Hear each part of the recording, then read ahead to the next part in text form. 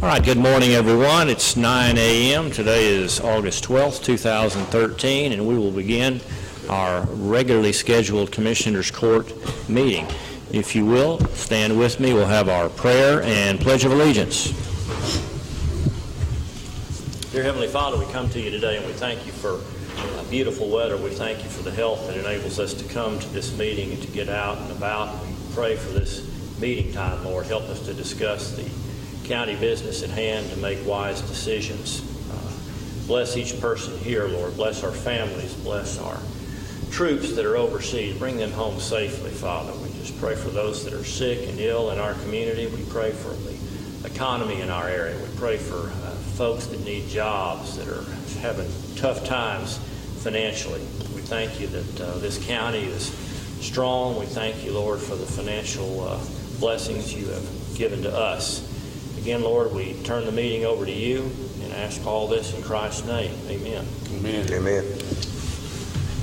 I pledge allegiance to the flag of the United States of America and to the republic for which it stands, one nation, under God, indivisible, with liberty and justice for all.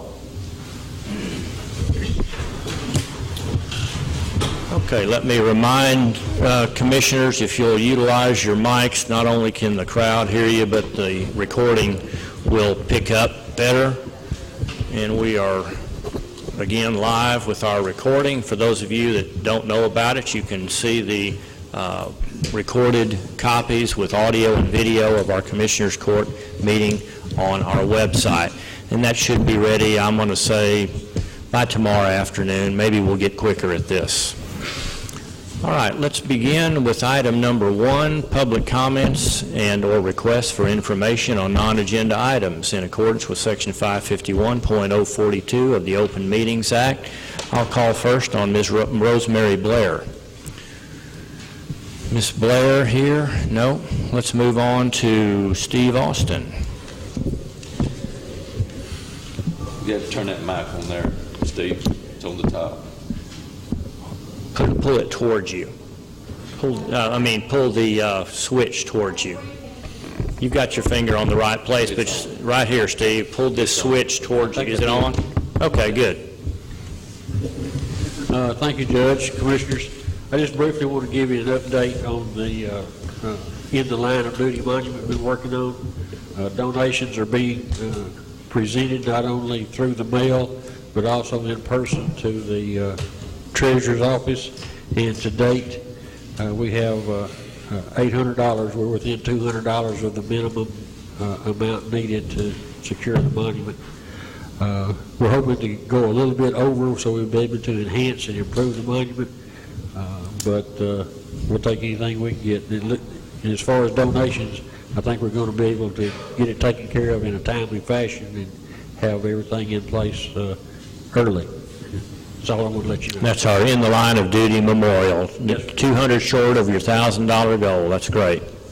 All right, thank you, Steve. All right, one more time, Rosemary Blair. Nope. All right, let's move on to item number 2, consider and possibly approve minutes from the July 22nd special meeting of the Commissioners Court. Judge, I took a look at those minutes and I make a motion to approve them. I have a motion by Commissioner Hinton and a second by Commissioner Hockaday. All in favor of approval of the minutes, say aye. Aye. And opposed? All right, thanks again, Joyce. Those were perfect minutes. Item number 3. 3 and 4 will kind of be related, but we have with us today Chris Basham, our architect that's been working with us on the discussions of the remodel of the Annex, the Ratliff building, and the Riddle Street building. And I'll remind everyone, no hard and fast decisions have been made. A brief history, we have the appraisal district building that is currently being leased to Workforce Solutions Texas, so it is in use, earning us some money. This was bought as a consideration of a place to move, possibly election administration, but we've run into some resistance there. And at the last meeting, we discussed some alternatives to utilizing the appraisal district building for election administration. And Chris's charge that I had asked him 3 weeks ago was see if you can find us a way to keep all of our current operations on the campus without having to move anybody to the appraisal district location. And Chris has got some interesting things to show us today, so I will turn it over to Chris. Good morning, everybody. Got a package in front of you, each of the commissioners, and there's some packages out here. And just kind of walk you through it, because there's a story that kind of goes with everything. The second page is an aerial view that kind of shows the campus with the courthouse annex, the Ratliff building where the elections administration is, and then the site we talked about last time about maybe the potential for adding a new building if that was going to be needed. I can say right now that after going through the analysis over the last few weeks, I don't think you're going to need the new building. There is a potential if you want to go that route, but I think we can solve it without having to build a new building. The next page is with the A through G on it, is showing you the annex. The reason this is in here is because there's some key factors that go with how you lay this out. D, E, and F are separate buildings. They are separately roofed. There are 2 walls between those spaces. So anytime we do any kind of solution that punches through those walls, we've got a situation where we've got to connect 2 buildings, basically, with airspace that's 2 or 3 inches at most between them. So there's some construction issues that go along with it if we divide the space up where we have to go between those buildings. In addition to that, between D and E, the floor elevation on E is 2 foot below the floor elevation on D. So even if we break through the wall between D and E, I've got to get accessible ramp space to get between those 2 buildings if they're going to be used together. If they're used separately, that's not needed, because then you just go outside of E and walk around and come back into the rest of the building. It's also 2 feet below F as well. That is correct. So everything except E is on the same level. That is correct. Now, there are a couple of spaces in C and the district clerk's office that are also below. Those back 2 spaces up against B are actually 2 foot lower. Okay. Also. So the next page is a matrix that kind of shows what we're trying to accommodate. And what's key on here are the colored areas. The new courtroom is the new space that we're trying to accommodate in the annex. The law library, the potential for new public restrooms, depending upon how it gets laid out. We may have to provide some new restrooms in there. And then any mechanical, electrical rooms that go along with how we divvy up the space. Those are allowances right now for square footages until we see how the thing lays out. Also down at the bottom is existing square footage of the subject buildings that we're talking about. There's basically, in the annex, once we move the tax office out, there's about 6,000 square feet that's available for use. The Ratliff building is about 3,600 square feet, and then the Riddle Street property, the old TCAD building, is about 4,300 square feet. So oddly enough, as you can look at it, there's 14,000 square foot kind of needed if you look at the top, and there's about 14,000 available. So, and that's without building a new building. So, you go to the drawing that shows the Ratliff building. There's 2 floor plans on the page. Just put page numbers on these. Again, to kind of show how the elections at the Ratliff building is being used right now. The elections administration, which is Leonard and his staff's office, is about 740 square feet existing right now. Early voting, which is space that's used once or twice a year, is about 780 square feet. And then the balance of the building is basically storage. Storage of all the voting equipment and the accessories that Leonard uses in doing his job. The reason this is broke out is was looking at the possibility of, instead of moving all of elections administration, is there a possibility to break it up and maybe the storage goes somewhere else? Because what we're trying to do is get this available for the, part of this available for the tax office. Then the audience doesn't have it. There's a series of A through B that looks at the annex. And this is something that's not included in your handout out there. These are large pages that we have up here, but I didn't have the ability to make these big copies at this time, but I can make them available to anyone, or you may sit down and take a look at these if you would like.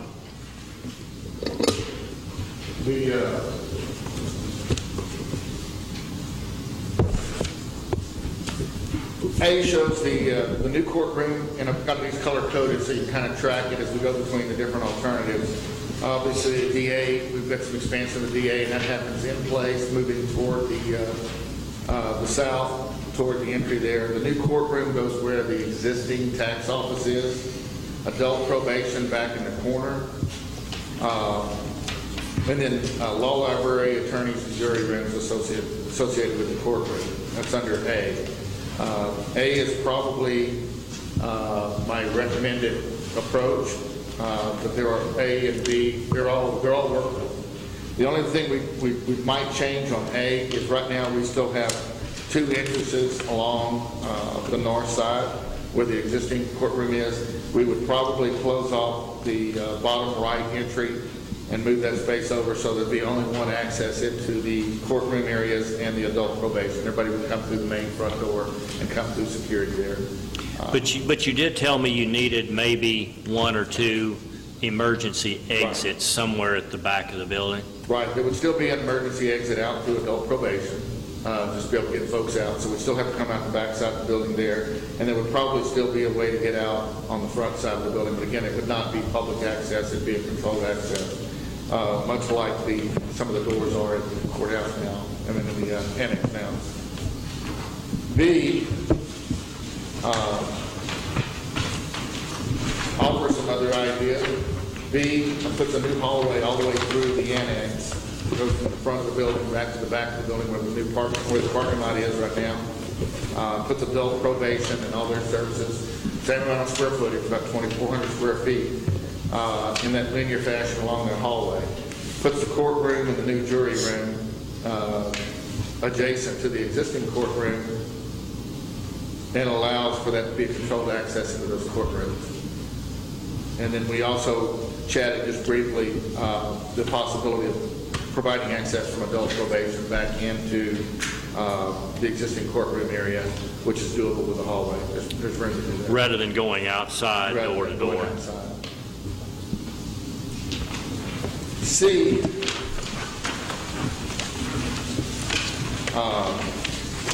move the adult probation. Can I stop you there for just a second? I'm just curious. I know you guys in the audience can't see this. In option B, Chris has put the elections administration and early voting in the back southwest corner of the annex building. Let me repeat that. In B, he has proposed moving election administration and early voting out of the Riddle Street building into the back far corner of the annex. Anybody have a thought or a comment about that? Which judge is the E? I'm assuming that's how you feel. They have this. Okay, that's right. It would be that part that's 2 feet lower than the rest of the annex. It's labeled E, the area E on your handout. That, when I looked at the space, that takes care of everything election administration currently has except the storage. Storage still has to go somewhere else. And there's a couple of places that storage could go. The storage could either stay in the building it's in right now. There's enough square footage to do that, still get the tax office over there. It could go to the Riddle Street building. There's plenty of space there to store it. Not necessarily need to go that far. Or it could go into the back area here that's kind of unused space right now in the back of the bank building. You see where the drive through is, where the bank. There's about 1,300 square foot here, so storage can go there also. You move them completely out of the rest of the building. They would be here, and then there's the area where the drive through. I'm just curious what your initial thoughts are on moving voter administration and early voting out of the out of the Ratliff building into the back corner of the annex. You can stand up and comment if you like. Yeah, if you want. I can see you nodding your head no, that's not preferable. Okay. Because, early voting should not be there in the annex at all, Why is that? because it's too far for the elderly people to get to the voting place. Well, if you had the entire parking lot behind the annex and a rear entry, I go against moving it. I mean, find just where it is. I see no reason to move it. okay. I have not changed my mind on that. Okay, even though it's still close to the post office? Okay. Anybody else? How much space is that, talking about, Superseded PE is about 1,500 square feet. I don't know if you realize now, what we do there is voted is that we, for the 19 boxes, we're going to have an election day.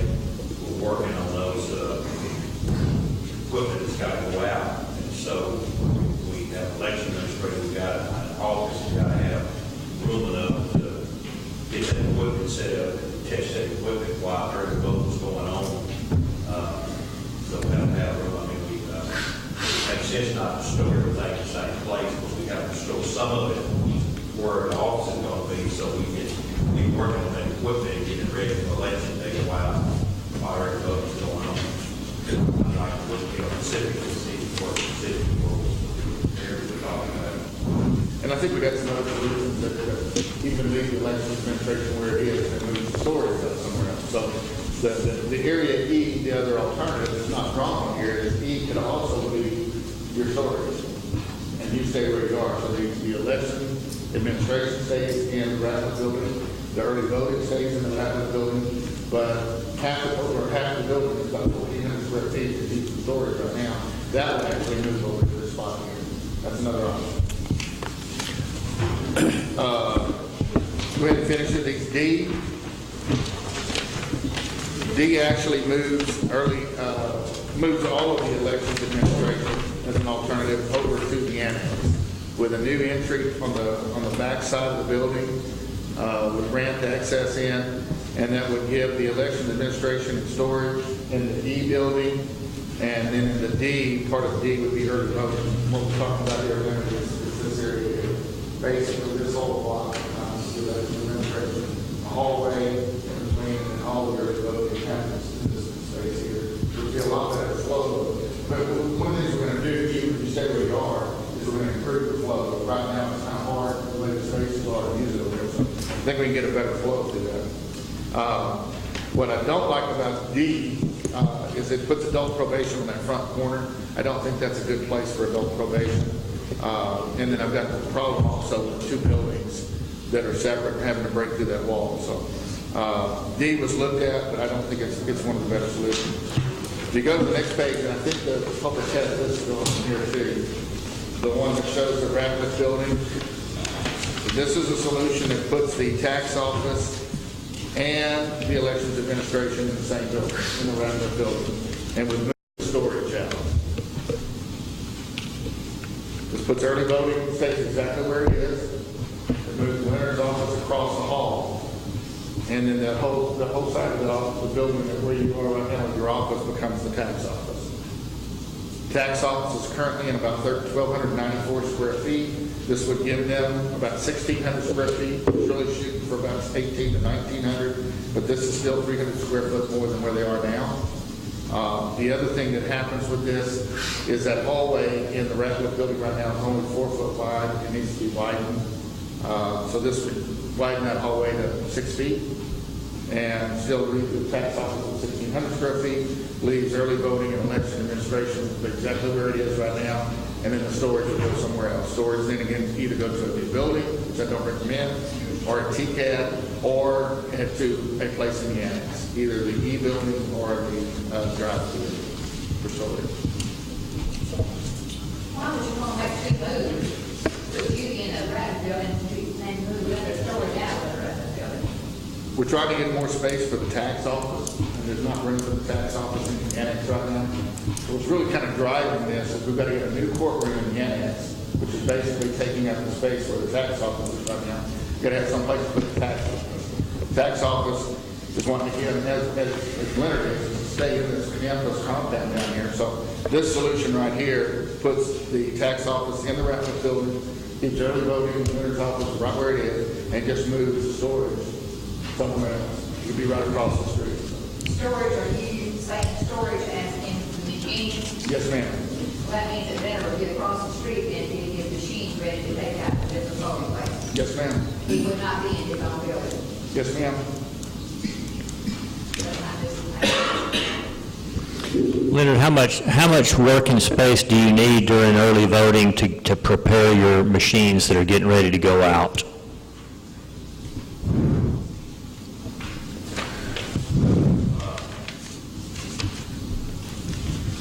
don't know if that's going to be a separate location, we need at least,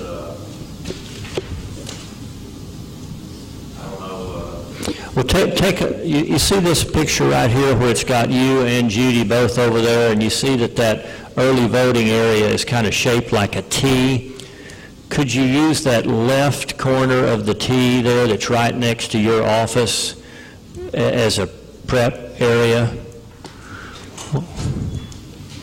What is that, Chris, approximate dimensions of that room? Is that a 12 by 12 or something like? It's about 12 by 12.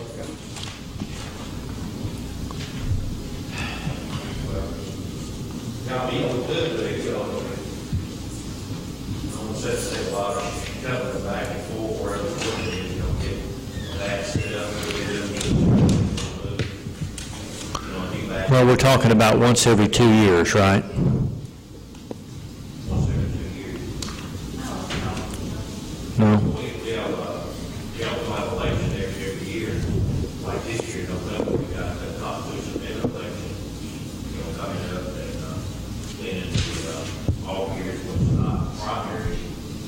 So it would require you, if your storage was off-site, it would require going to that off-site location, bringing your voting machines over to this building to prepare those machines. Or there'd be enough space where the storage was, actually do stuff there. So you'd actually leave your office, go do all your setup in the storage area with air conditioning space and everything set up there. And do the same thing you do right now, just take one from your office next door to your office, you go across the street and do it there. But it'd be enough room to do all that stuff that you prepare, separate from your office, put it all in one space. So you wouldn't have to move the equipment when you get in. You basically go do whatever you need to do to set up wherever they're stored, just like you do now. You go into the storage area now and work on it. And the only difference is instead of walking across the hall, you walk across the street, but you do the same thing. It seems to me that just extra movement and extra expense. If you're going to move them across the street and Judy over here, that's just extra movement and extra expense. There's not enough room to put Judy in the Annex building for the courtroom. That's what's driving all of this. We're trying to move some voters around. You can't put Judy behind where you're going to do the courtroom. No, I mean, west side. no. There's too much traffic and not enough room. And So the space, what this also does is that right now the storage in the elections administration is pretty conditioned. So we have a lot of space that it doesn't really need to use. So part of the move is to get the efficiency back, make it work better, make it flow better. Right now, the flow through election administration is pretty cumbersome.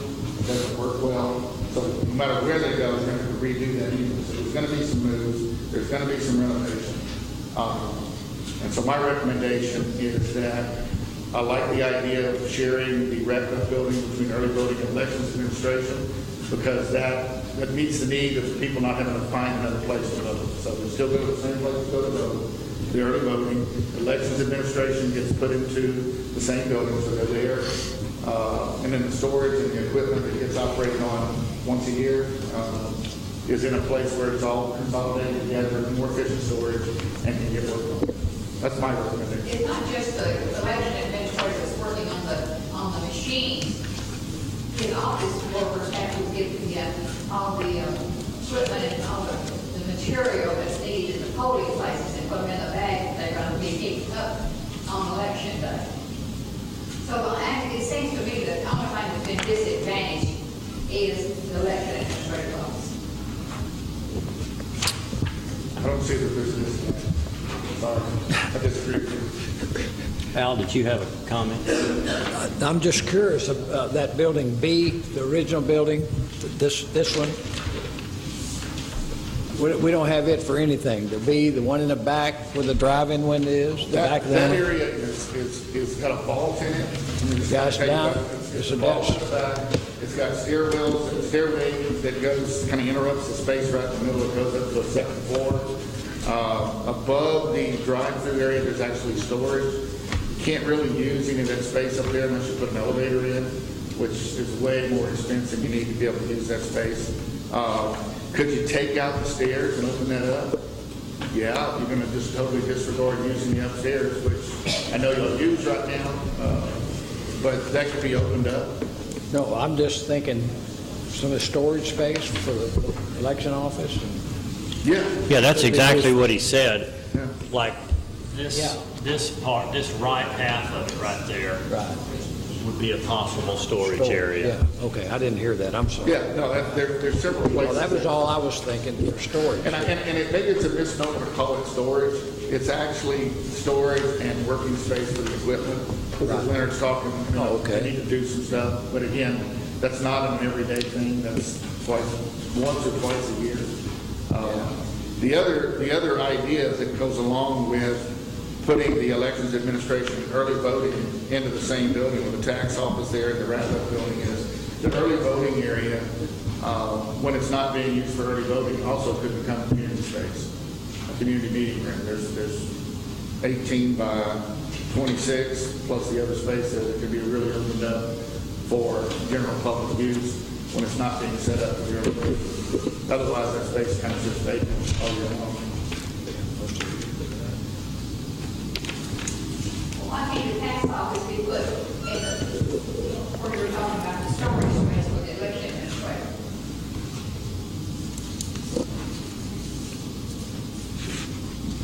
That's, again, I'm gonna say, it's an election administrator, it's at a disadvantage because you're moving him into a place that you could put the tax office. Tax office won't fit there. It's not big enough. There's 1,300 square feet of storage, and the tax office, I've got it down already, not from 1,900 down to 1,600 to put it here. So it's not big enough. So then he has to work with that space. He doesn't lose any space. Huh? He does not lose any space. It's just split. It is split. But it's split now. I disagree with that. Hers is split now. Well, he's got the storage on one side of the hallway and then his office is separate on the other side. So it's still split. It's still split. Have you looked at Madison Street and marched the driving? I can just see bodies flying. Madison Street. Under what scenario? If you're moving the equipment from over here to over there and stuff, you know, if people don't watch that traffic, I am not thinking that's a terror out there in case they get excited, you know? I mean, in case you haven't noticed. Well, I assume it's moved by a truck, isn't? Don't you load it up into a truck or something when you take those voting machines? Well, we move to the polling place, the sheriff's department, they move the voting machines to the different polling locations. I'm trailing.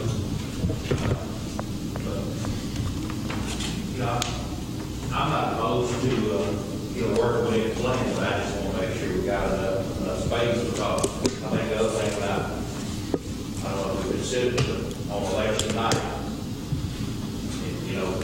part of the office where it is now, we've got the accumulation station where you got central count, we've got to have a central count set up, because that's where all the judges bring all the material from election day to bags back. We gather the media cards with the votes on it, we carry it into the accumulation station, which is in the office now. That big machine. Right. Computer set on. We put all that information in there. We got, usually have 4 people from each party, about 8 people there, handling the bags and getting the cards into the right, put read the numbers in there. We gotta have room for that, gotta have room bags that they bring in and like on the primary night, that's gonna be, 38 different bags coming in. 2 people bring them in the place, so we gotta have room to do that. What I'm concerned about staying in that same building and having Judy in there, we're going to have enough space to rotate, and then we gotta have a space to put the public together. November when it's cold again, I'm whether to wait while we post the results. So, we don't need all that space all at one time, but sometimes we do get that space. And moving equipment's going, I'm early voting clerk, which means I'm supposed to be on location most of the time where the vote's going on. I would have to, designate somebody else to be across the road working on the equipment, whatever, because the registration office is still, it's 2 different operations there, it's separate.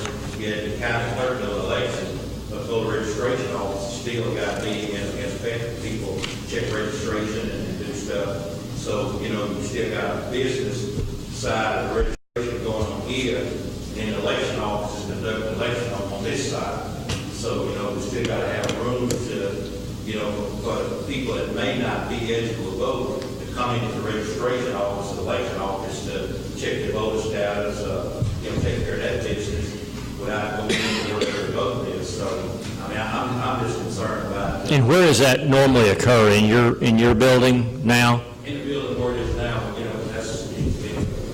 think it's perfect because we got 2 sides. We got election business going on one side, and we got the administration business and voter registration. Voter registration going on the other side. And so they're carrying on the work. My 2 clerks are while the vote is going on, and I'm between the 2. Something happened over here, I'm there to vote clerk and go and get that, and then I come back to that election administrator. Yeah. Well, that's what I see in this picture. You still got those together, but you've reconfigured the floor plan over there and gotten rid of all those chopped up walls there where early voting is occurring. You've got a huge, big room. You can configure it however you want. You've got a large office for both you and your 2 assistants. So it seems to me like you've got just as much space, and now it's reconfigured where it's usable space, and it can be configured exactly the way that you want it. For those of you who have not worked on there, especially at election night, you would see what chaos it is when the people are coming in from their voting place and checking in their ballots and checking in their paperwork. The existing situation right now has early voting at about 780 square feet. Under the revised plan, I show early voting at 924 square feet. So you've got to go 150 more square feet than you got right now for early voting. So you're concerned about getting people in out of the weather is actually better. You're concerned about having a space to operate the equipment is better because it's right there. You can still got room to do the equipment you got to work on. There's room to do it there. What I'm trying to do is move the stuff that gets moved out to the different offices, move that out of that space, and that's the space I'm freeing up for the tax office. So I'm looking for that stuff that you've got in all the rooms. I've got all the pictures to show all these rooms with stuff all on the floor. You've got a lot of storage, but it's all floor storage, and it's all kind of disarray right now because it's just a lot of stuff. There's a 1,400 square foot storage total that you got right now. And so, that's what we talked about last time, was looking at how much storage you really need. I understand and agree that the storage needs to be someplace where you can work on it, and you don't have to move it. And it was never my intent to let you have to move the equipment back. You'd actually work on the equipment where it's stored, which is kind of what you're doing now. So, and really, it is across the street. Agreed. But it's what you're doing is you're using the space more efficiently year-round versus just planning it for the couple of weeks that you've got for elections every year. So, yes, that is a disadvantage. There is a disadvantage to go off across the street to operate the equipment, but you end up with more space, more efficient space, and then the district clerks, the tax office and the elections administration coexist in the Ratliff building. Elections administration doesn't move, and early voting stays where it is. So we address the concern that we had about leaving people where they were, and then find the voting office. It's still there. We still do it there. The only thing that changes, the public would even know this, is the storage. And again, there it would be that you would, some of that equipment that's going out in the field with the sheriff's would not be in your same building, but it'd be in a place that's purely for storage and operating. Well, I'm gonna say again, the election administrator's office is the only one that's being disadvantaged. Now, on one page here, you have the potential new building. What happened to that? I don't think it's necessary. I think it's, quite frankly, in my opinion, it's not needed. So it'd be a waste of money to build a new building. Well, of course, because they're not the ones being at a disadvantage. I would disagree with you, ma'am, that the disadvantage here is not a disadvantage. You're calling it a disadvantage because it's got to walk across the street. I'm going to say that there are multiple advantages to this plan to the election administration. One, you've got more early voting area than you had before, so you get more people in there. Two, you've got more efficient use of space than you had before. So you're overlooking the advantages of this layout and only concentrating on one disadvantage, which I don't consider that big a disadvantage. That walk across the street, the work on equipment that gets worked on once a year. So, I mean, I don't mean to be disagreeable, but I'm just trying to say there are efficiencies. This will be a lot better space. What you've got right now is pretty broken up. This will be a lot more efficient, and I think because laying it out the right way, you're going to end up with a lot more space, a lot more usable space than what you got right now. Well, I don't know how you can say more efficient when he's having to do different places. Yes, ma'am. In this movement of equipment back and forth, would there be any question about the accountability of the actual vote? Does that impact the counting of the votes or the bags coming in? Does this moving back? The equipment doesn't have to be moved. I think there's a disconnect here. The equipment that does not have to be moved back and forth. The only equipment that would be moved is the stuff that's going out to the schools where they're voting So right it's now. been moved anyway? That's right. So what does now, the personnel has to walk over to this place? That's correct. She didn't work at the election administrator's office. You know, thinking about it, you know, we've got, for a while now, we got a separate little room for the 650 process work on with that. That's room to put it in the early voting. You got it in the early voting space that's in here right now. Where I was thinking that machine was talking about that sitting right here right now. That machine would be able to keep moving, sitting on the desk right here. This is early voting. People coming here, close to this one.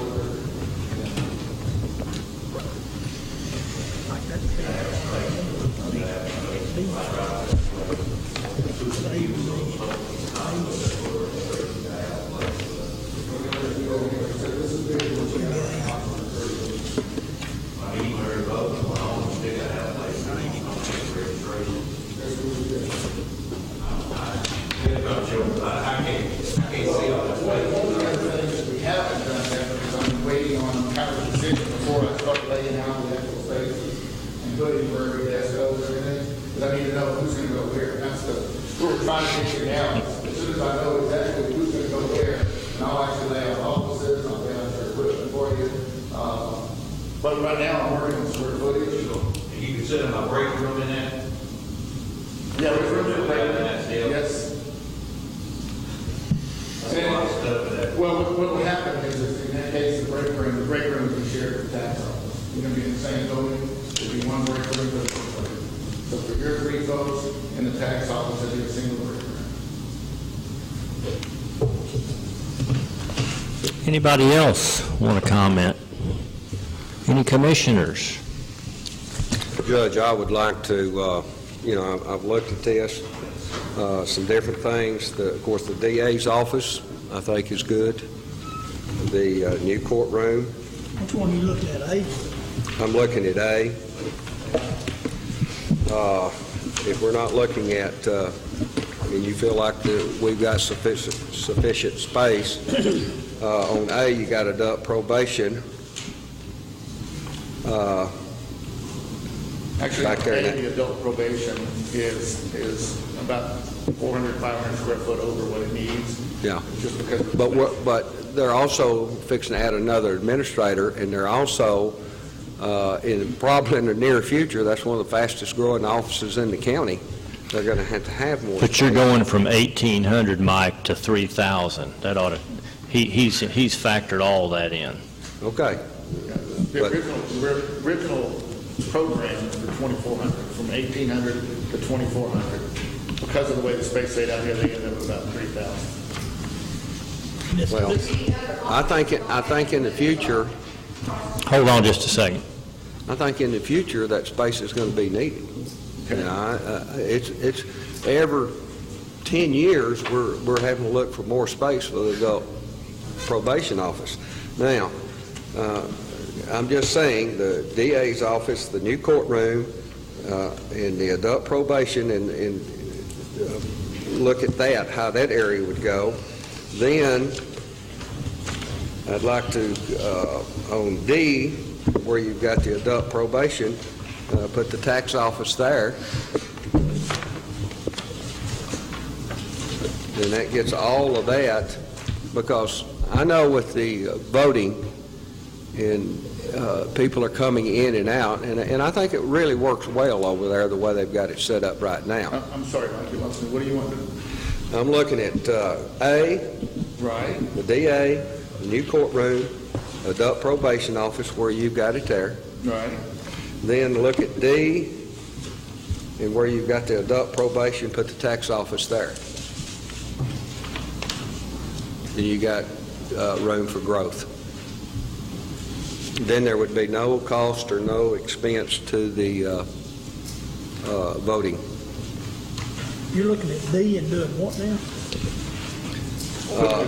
Putting tax office here in the yellow corner where adult probation, D, and then putting adult probation where back to the back corner. yeah. Right, adult probation is talking about putting the tax office here. Well, you can't break it. Not easily. Yeah, I know. One of the problems with these, as I was saying, is this is available, this is two different buildings, and I've got about 3 spaces here. You can do it, it's a little difficult to go between two buildings, connected, and you got no room to work. I'll have to figure out a way to seal that, but I think I can get the tax office in. So if you look at A, where I've got jury room, law library, attorney, and admin, in the hallway, that would fit the tax office. Well, really, the tax office and the license plates you wouldn't have to have but accessibility to the front. It wouldn't need to be connected to the rest of it. Well, you want it separated as much as possible. We sure do. I thought you was trying to get them out of the courtroom there. I thought that was Yeah. one of the big That was where we deals. started. Yeah, Get them away from. we're trying to get all district court-related activities over here. That would be out of the court system if you didn't have a door there.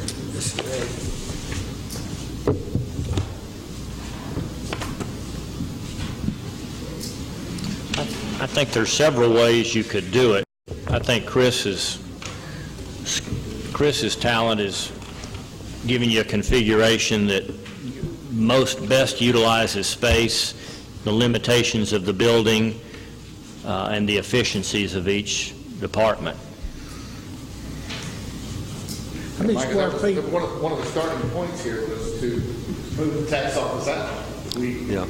So that we have room for the courtroom and jury rooms and adult probation expansion. If you want to leave the tax office in there,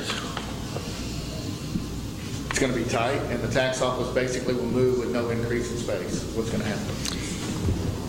You're saying that's not more space here? But that whole yellow space would not be used by the But tax you've office. stifled other departments there in the courtroom system.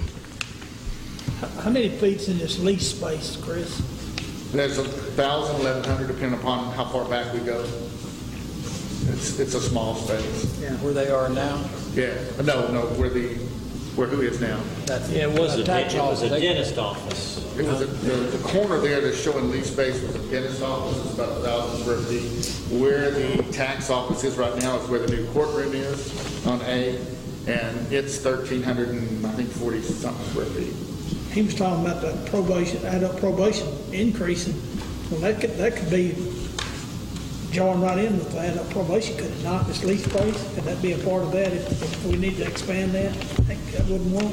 No, because that corner there is a separate building. I mean, Are you gonna have a hall, or are you not coming in up here?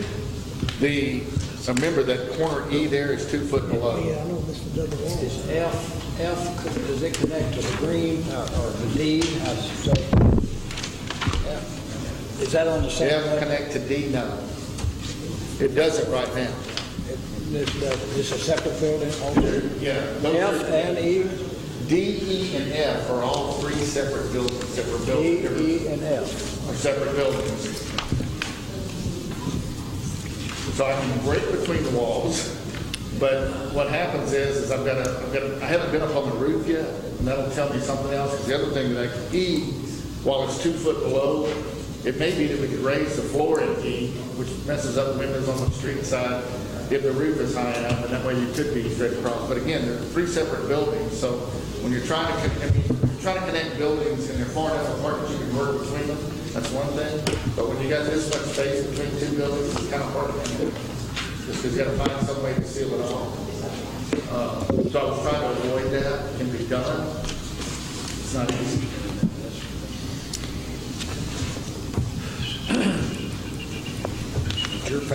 Your favorite one is B, right?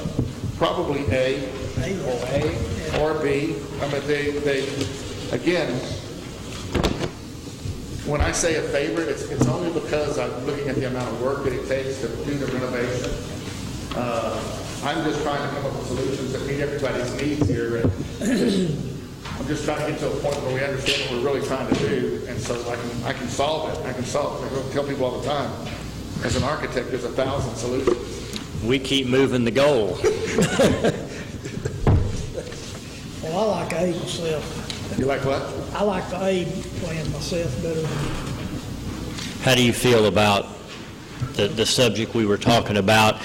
If you went with A, putting Leonard and Judy in the Ratliff building and separating him from some of his storage area? I don't have a problem with that myself. I share your sentiments. I don't think it's a problem to store that stuff across the street and have to go over there if he's got space to work it or to test it and whatever he has to do. That doesn't seem to me to be a problem. And that keeps us from owning or having the expense of the appraisal district building, whether you continue to lease it or whether you sell it. It keeps you from having, for the time being, you don't have to build a new building on the lot by the Justice Center. You still have that for available future expansion. You've made the entire annex all district court related activity with the exception of that corner. Yeah, that's what I like. Yeah, I like, that's what I would do.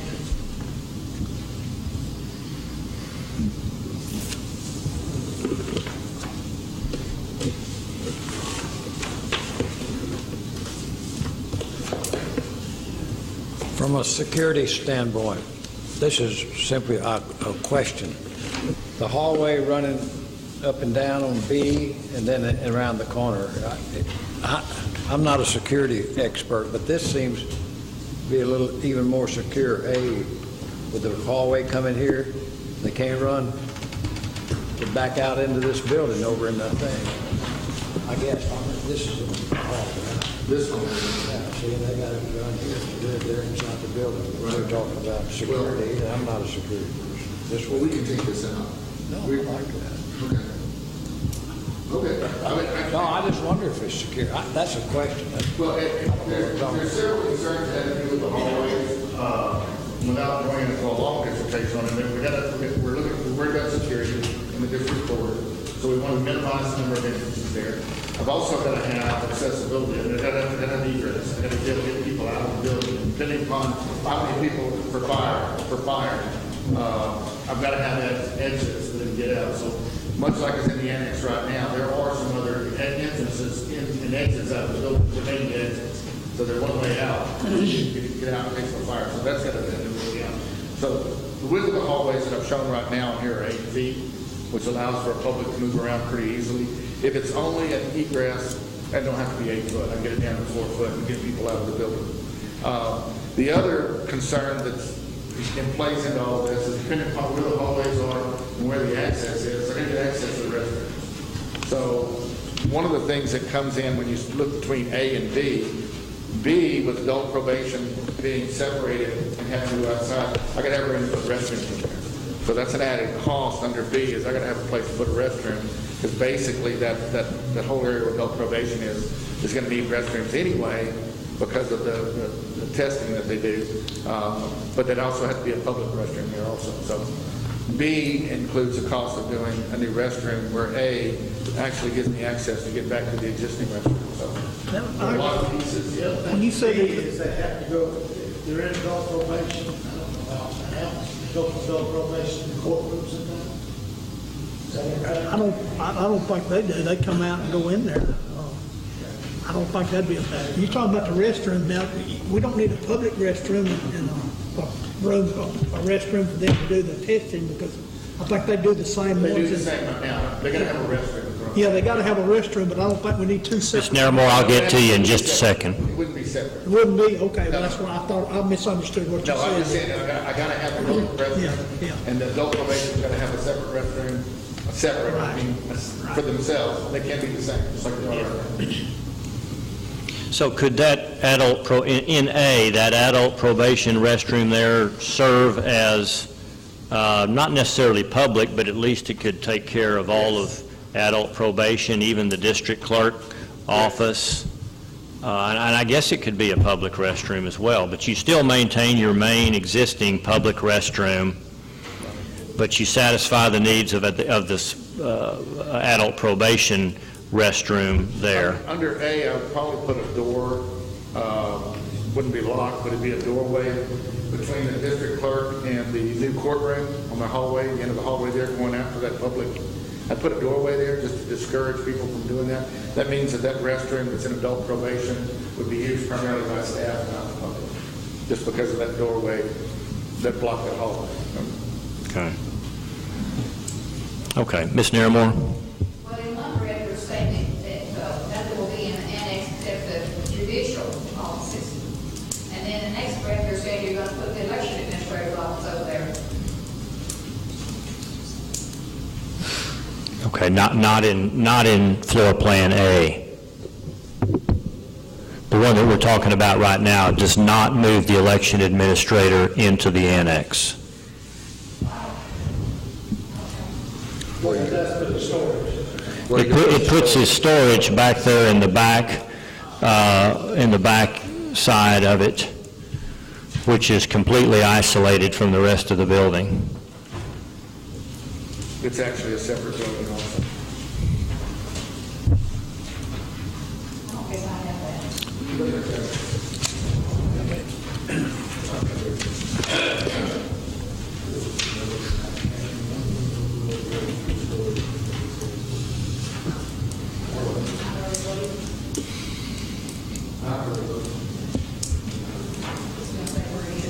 Stay where it is. Anybody else have a comment up here from the commissioners?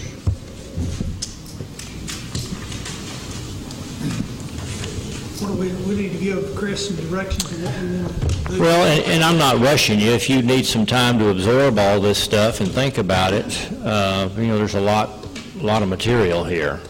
But again, let's go back to our original charge that we gave to Chris, and that was to make the annex be a district court facility, primarily for the public, so that the public is not having to do business in an area where we seem to have large docket calls on a fairly regular basis that will get even more frequent when we have a second courtroom.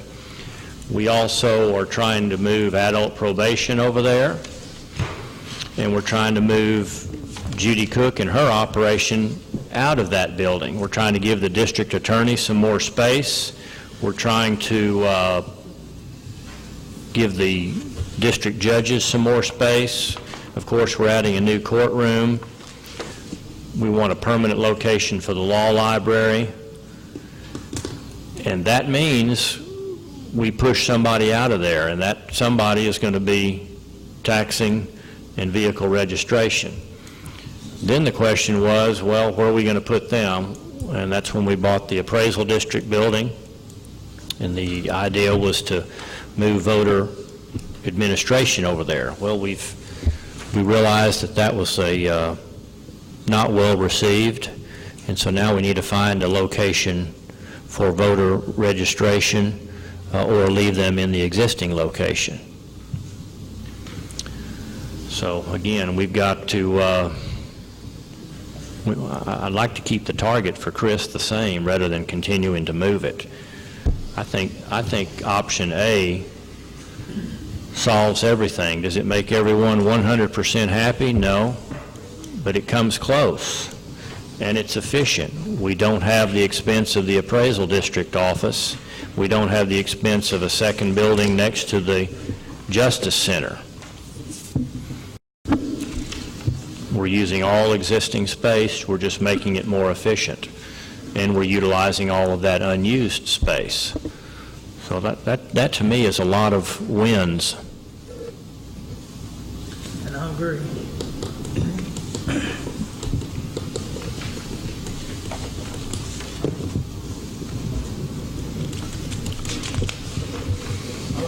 I'm a little confused about the objection to having the election administrator over there, his office, over here. What was that? Why was... In the annex, you mean?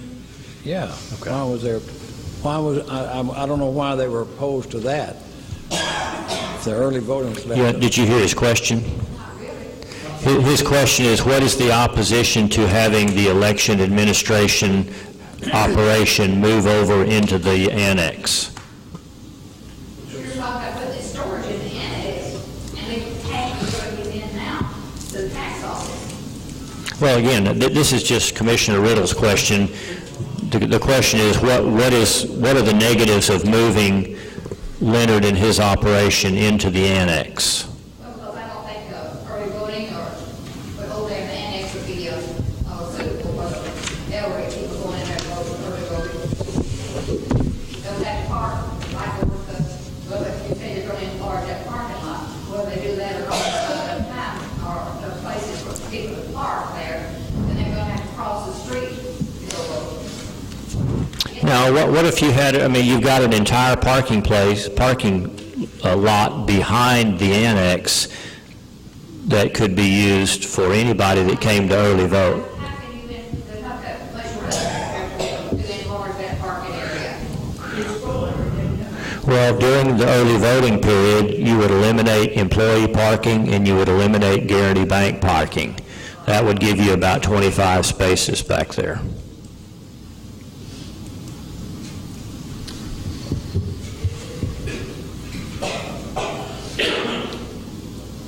Well, I've expressed my opposition to it, Mr. Riddle, we haven't asked me any questions about it. All right. It was my preference, just go with A and do the Ratliff building as he's got it drawn, split it up. Are you ready to put that in the form of a I motion? will put that in the form of a motion. And let's go over the points that includes. Floor Plan A, generally speaking, is 100% district court activities with the exception of some storage space at the rear for election administration. 2, we would move Judy Cook's operation into the Riddle Street building and remove some of the storage in that building so that it would be shared by election administration. Ratliff building, I apologize. The Ratliff building would then be shared by voter administration, tax, and vehicle registration. you would not need the appraisal district office on Riddle, and we would not need any new construction. Right. Okay. All right. There's a motion by Commissioner Hockaday. I second it. Second by Commissioner Riddle. All in favor of this? Comment, Mike? Yes. You know, we were talking about a while ago about that corner, or I brought up about Judy, a tax office, where she got that lease space there. I don't want to lease any property in there, but that still could be, that corner could still be blocked off and be separate from the rest of the district. It can be blocked off. Yes, it is. And to me, that's pretty close to where people are coming in, paying their taxes and getting their license plate, but you still have them separated from the court system, and that was one of the goals we were trying to do. In that area, I personally would like to see the tax office, because they're going to continue to grow. They're looking at putting in at least one more station and maybe two. That's not what I understand. Okay. Well, that's what Judy told me, that the state was looking at putting in another station there because of our growth here in Titus County. So Right now, they're severely cramped right now. They're pretty tight. I mean, even for where they are right now. So whether or not they were adding spaces or not, they need more space, period. sure, and that's what I'm talking about. We were going from 1,300 to 1,600, moving them over into the Ratliff building. I think what he's going to tell you is that's not as much space as they have now. It's not. Well, anyway, that's what I'm talking about. You know, I hope we're not going to leave a big space there.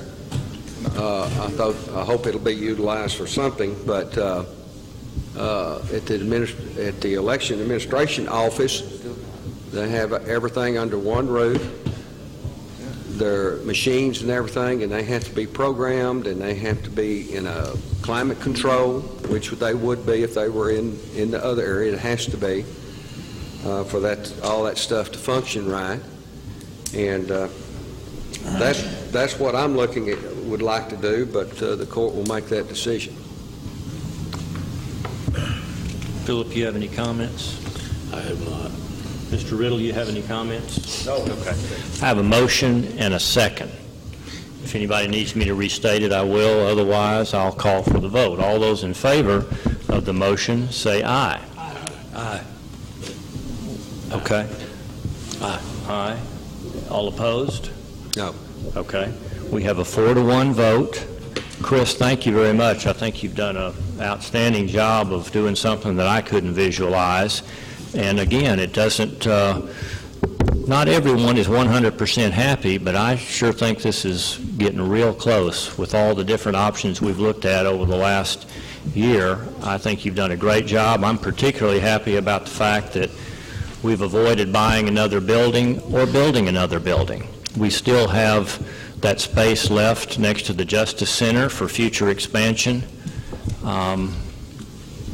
And we can, well, anyway, thank you very much. What I will do forward from here is to take this recommendation here and then start working the details and work with Leonard on exactly what goes where. I think that I really feel confident that I can, the concerns that were expressed here today, I think we can alleviate once we get down to the details. We're just dealing with raw square footage right now. Once you see the layout and understand the operations that Leonard, I'm very well aware of what he's talking about. I think it'll solve some of that situation. The next path forward also is to one to ask, and maybe we do it at another court, but we've got in the process here to start the renovation. And one of the things that I would like to ask the court to do is go ahead and authorize the demolition in the annex. I've walked through it several times. We've done measured drawings. But we need to start taking out all those extra walls and stuff so we can actually see what we got. You're talking about the WIT building now? Yeah, the WIT building, actually the 3 buildings, but yeah. Or wherever they are. The existing vacant space over The there. existing vacant space, I'd like to be able to go ahead and put together a contract that we were going to do, you know, we're going to advertise local, to have somebody come in, and I'd work with them just to walk through, and we start tearing out stuff so we can kind of see what we got. Every time I do renovation, I run into surprises when you start tearing out stuff, so I don't know what we've got and what we don't got. The air conditioning system that's over there right now, I need to kind of see what's there and how it's zoned, because as a minimum, I think it's going to have to be rezoned if not replaced. So as we start getting into this, I need to know all of that before I can start giving you a cost on what the different offices are going to be. Well, that was my next question. So even before you give us cost estimates, you would like to demo the existing vacant space? It'd make my cost estimate a lot A sounder. lot more accurate. I mean, otherwise, I'm going to have to estimate very conservatively, and then once we do the demolition, I'd be able to adjust. I can do it either way. I can give you an estimate. Right now, it's probably going to be an estimate on $1 per square foot for renovation, based on kind of what we're going to do, and then we would design at that cost. So we give you guys a budget. Here's the cost that's going to be to make the changes in the rest of the building. Here's the changes to make it for the new courtroom, which is probably going to be the most expensive piece of all of that. New courtroom is finishes a little higher than you would find in just an office area. So a lot of wood. Okay.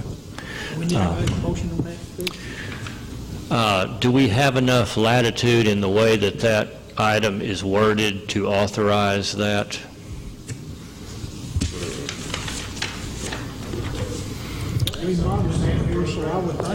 Consider and possibly approve recommendations from Chris Basham regarding the remodel of Annex Ratliff Building and Riddle Street Building. I think so. I do too. Okay. And I think that most of it will give. Motion by Commissioner Hockaday that you authorize Chris to begin the process of finding a local contractor to work on a, what's the word you use? The demolition. A demolition job there in the existing annex vacant space. Second by Commissioner Hinton. All in favor, say aye. Aye. That's unanimous. All right, Chris, thank you. Leonard? Where's the election office will be located while the renovation goes on? Well, there's not going to be anything going on in your building right now, and I would say we wouldn't touch the Ratliff building until after the election. All we're talking about doing right now is beginning some demolition work to the vacant spaces that are at the annex right now. We won't touch your building. I'll work with you on the plan, but I see it right now, the reason I cleaned out, but you would stay where you are. We would work across the hall and go to new offices for you and your staff, then you would move across there. So you wouldn't have to move, so you wouldn't move here, you stay. But part of the decision here is getting the city window up there now to work with things, and put that out, this is happening first and that. I know that already, when we can lay out, we need to not worry about the long run. You just stay still before we move. You wouldn't move anywhere except on the space. And that new space would be across the hall. Where you are. Chris,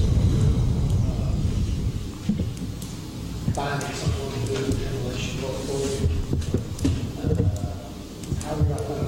That's going to be a question proposal that brings back forward.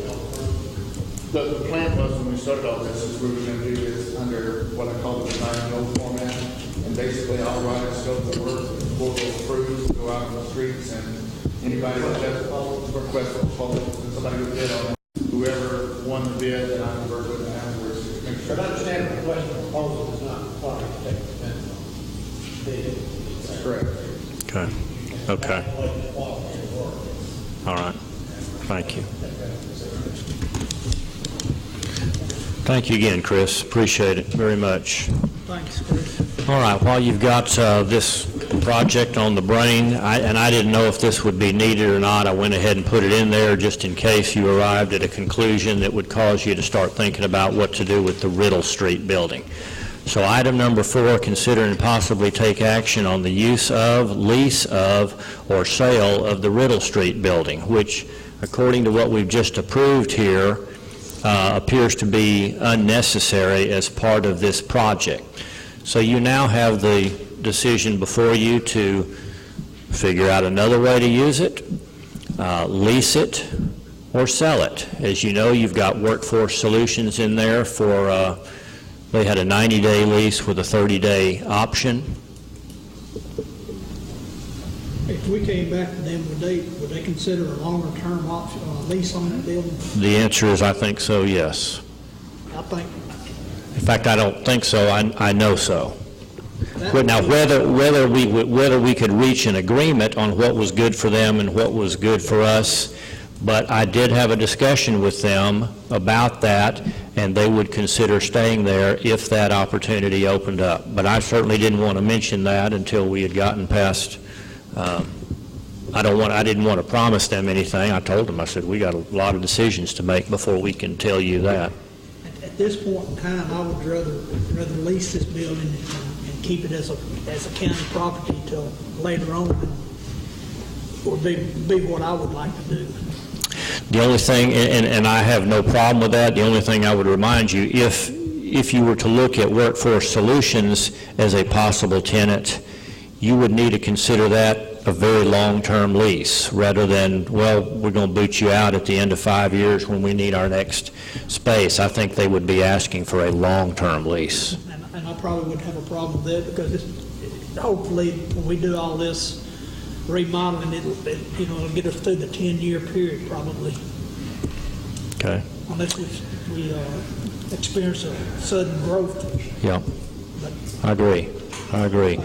Well, and I didn't know how you all would feel about being in the landlord business, if you wanted to just... We've got it, And I have no idea what kind of work they're going to want done on that building. They may be content with it the way that it is. I'm not content with the lease payment long-term, but knowing what I'm hearing from you now, I can certainly go back to them and discuss, okay, we are not going to use that building. What would you like to do? And do you need more work? Obviously, more work to be done means us spending more money on it, and of course would mean an increase in the lease payment. that would be my recommendation, and I'll make that into a motion Okay. if we need one. Commissioner Hockaday makes a motion that we pursue lease opportunity for the Riddle Street building. Right, the only thing that I would say, just to be on the cautious side, until demolition work's done, you know exactly, you could run into some kind of problems that are unforeseen. Very true. So I don't know that I would start negotiating a long-term lease with them for like That's a point. 60 days or 90 days. Hey, we're far enough along with Chris and everything, we know we can. That's a good point. What we want to do. You don't know till you get in there what you're going to do. Well, and that right there, if you were to make that a part of your motion, could cause them to say, you know what, we need something a little more certain than this, and they may pursue something else. They've already issued an RFP for alternative lease space elsewhere. But that doesn't mean that we couldn't find another tenant in there if it wasn't going to be them. But so why don't I leave that flexible and say we're not prepared at this point until we're done with our construction to guarantee that this building is going to be available long-term. Should I do that? I think so, probably. I think you'll know in 6 months if there's. Yeah. What's our lease now? How much is it? Chris, do you? It was a 90-day lease with a 30-day option, and I think that they've been in there 6 weeks, 6 weeks, something like that. Do you have any kind of idea of what kind of time limit that you would have, that we would know something over there? Yeah, in the demo part of it? We should probably know something, depending on who we get, I don't know what the RFP process is, how long is that? A couple of weeks. So we probably know within 30, 45 days. Okay. You know, we might tell them in 60 days, we'll probably Yeah. know something. Okay. Ask them for 6 months. All right. You want to revise that motion to include not making a long-term commitment until we're finished with our demolition work. Okay. Commissioner Hockaday makes the motion to pursue the lease option of the Riddle Street building with the understanding that no long-term commitments can be made until decided by the court. Second by Commissioner Hinton. All in favor, say aye. Aye. All right, unanimous. Thank you. Item number 5, consider and possibly approve the sale of the west one-half of Lot 1A, Block 41, Crawford Edition, City of Talco, that was previously unsold at the September 2008 late sale. This is a piece of property that they couldn't get anywhere close to a minimum bid, and now we have had, I think it was even the person that was interested back then has stepped up and increased the amount. So let me refresh my memory on this one. And they're requesting permission from all the affected taxing authorities. This one is our decision, and this is to the Rivercrest ISD, City of Talco, Titus County, and North Texas Community College, acting through the presiding officer of its governing body, hereunto duly authorized by resolution and order of each respective governing body, which is duly recorded in their official minutes, hereinafter called grantors for and in consideration of the sum of $3,000. So $3,000 is the sale price, and seems to me like they only got a few hundred back at that tax sale several years ago, and the bid amount, $500 was the bid amount at that time. The opening bid at the tax sale was $3,300, and $3,371.55. We now have a proposed sale of $3,000. Make a motion we accept. Motion by Commissioner Hinton that we approve this sale, second by Commissioner Hockaday. All in favor, say aye. Aye. Opposed? And that's unanimous. Thank you. I'll hold that out so I can sign it. Item number 6, consider and possibly approve authorizing Commissioner Fields to provide equipment and labor to make road repairs in Winfield related to damage caused by unloading of trains carrying loop-related materials. I'm going to turn this over to Commissioner Fields, who can give you a little bit more background, but we have apparently got some opportunity here to fix some things that may have been damaged while unloading literally hundreds of railroad cars carrying rock for our loop. Has he got the expertise to do that? Well, maybe I could get one of y'all to assist with that. This, you have in him. All right, Commissioner. Judge, what this is, we have a mutual aid agreement with the city of Winfield to aid and assist them, and we've had this for years. There's some land that the city had acquired from the railroad a few years back, and they are asking Black Land Railroad to help fix that and fix the road. It's one city block, and I met with the mayor here last week and looked at it, and it's something we can do. Black Land Railroad told us they would pay for all the material to fix it. So I don't have a problem aiding and assisting Winfield to do that. And the material, everything that's going to be used, material, rock, and those type things will be paid by Black Land Railroad. So I don't have a problem doing it. I just brought it to you, and I brought it to John Mark, and he checked over things and felt like there would not be a problem since we do have a mutual aid agreement with the city, and I don't have a problem doing it. I've helped the city before, and I'll help them in the future. Making that a motion? I'll make that into a motion. Okay, motion by Commissioner Fields and a second by Commissioner Hockaday to assist Winfield by providing equipment and labor in conjunction with Blacklands Railroad, who will provide the materials and fix these damaged items there in Winfield. All in favor, say aye. Aye. Opposed, and there are none. Thank you. Item number 7, consider and possibly approve the Titus County Hazard Mitigation Plan as prepared by Don Shipp, the Hazard Mitigation Planner with the Council of Governments. And this is a project that Don has been working on well over 6 months. It's been a pretty challenging project for them this year. Apparently, they had a lot more that they had to elaborate on in this mitigation plan, and I think this is done every several of years.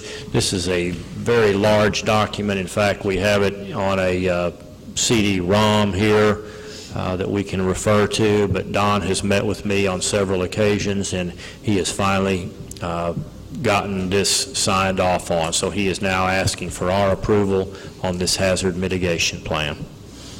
Let me read this resolution. Oh, no, that's something different. I apologize. I'm reading the wrong thing. Not a resolution. He just needs approval on that plan, is it? Okay. I read the wrong thing. Whereas the County of Titus and the cities of Mount Pleasant, Millers Cove, Talco, and Winfield recognize their vulnerability and the many potential hazards shared by all residents. And whereas the counties of Titus and the cities of Mount Pleasant, Millers Cove, Talco, and Winfield have each recognized to prepare a mitigation action plan. Whereas the County of Titus, Mount Pleasant, Millers Cove, Talco, and Winfield have decided jointly to prepare one mitigation action plan. Therefore, be it resolved that the County of Titus and the cities of Mount Pleasant, Millers Cove, Talco, Winfield hereby jointly adopt and approve said mitigation action plan, and be it further resolved that the Titus County Judge and the mayors of Mount Pleasant, Millers Cove, Talco, and Winfield shall mutually appoint a hazard mitigation coordinator to coordinate all aspects of the mitigation action plan, including its review and maintenance for the County of Titus, cities of Mount Pleasant, Millers Cove, Talco, and Winfield in accordance with this resolution. And again, this mitigation action plan is basically action and that is taken and things that are done so that you avoid as much damage and destruction as possible in the wake of unforeseen emergency events, storms, etc. So this is not something new, it is just being updated. Make a motion to approve the plan. Motion by Commissioner Hinton, second by Commissioner Hockaday. All in favor say aye. Aye. Thank you. Unanimous. Item number 8, consider and possibly approve the county clerk's request for an increase in the archive fee and the records management fee from $5 to $10 per House Bill 1513, Section 51.317, and Section 118.011 of the Local Government Code. Diane, would you like to comment on this?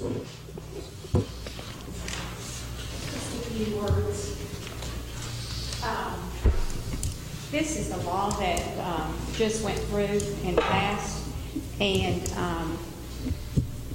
on listserv, we have a county clerk listserv where all the clerks come in, and that's how we communicate back and forth with each other. And I would say 95% of them has already come back and said if the Commissioner's Court approved this, they were going to collect it. There was one lady that said that she's been in office a long time, so she had her records in good shape, and she said she was, just going to leave hers at 5. But for most of us that change offices, if we're not in office for a long time, you don't really have the opportunity to get all of your records in good shape, which we're working on right now. But the state has gave us this increase for 6 years, and then it will expire. So they're giving us this increase to get our records where they should, get everything taken care of. I don't know if in 6 years they're not going to allow us to have this anymore or what, but anyway, it will expire in 6 years. So I would like the opportunity to use this money to get all of our records where they need to be as far as preservation goes. Is $10 the maximum that you can go to? Yes. So you're proposing going to the maximum, doubling the current fee. What is that annual revenue produced at the $5 level, approximately? I didn't look into that. I do know that we collect, like records management, we collect it through when a deed is filed, when someone files a brand for their cattle, and plats, marriage license, and that does include informal marriage. And on the archive fee, it's like real deeds and brands and plats and marriage licenses. It does not, we do not collect that on the books. So it may be just. And you feel like we need to double it to accomplish what we're doing, or you just think we better collect as much as we can while we can collect it? Well, since they gave us the opportunity to do it, now there was one county that said they would raise theirs to 7. So they're still increasing. I mean, that one county did. So, I mean, you as Commissioner of Court, you could put whatever increase you wanted to put on there if you wanted me to have an increase. But you don't have any idea what we're currently raising through this $5 fee? I mean, is it 10,000, 100,000? What approximately what is it? Probably, Carl, do you have I want to say it's, about 5 or 6? no, it's more than that. Records management's probably, because we were paying for the salary. Oh, yeah, that's right.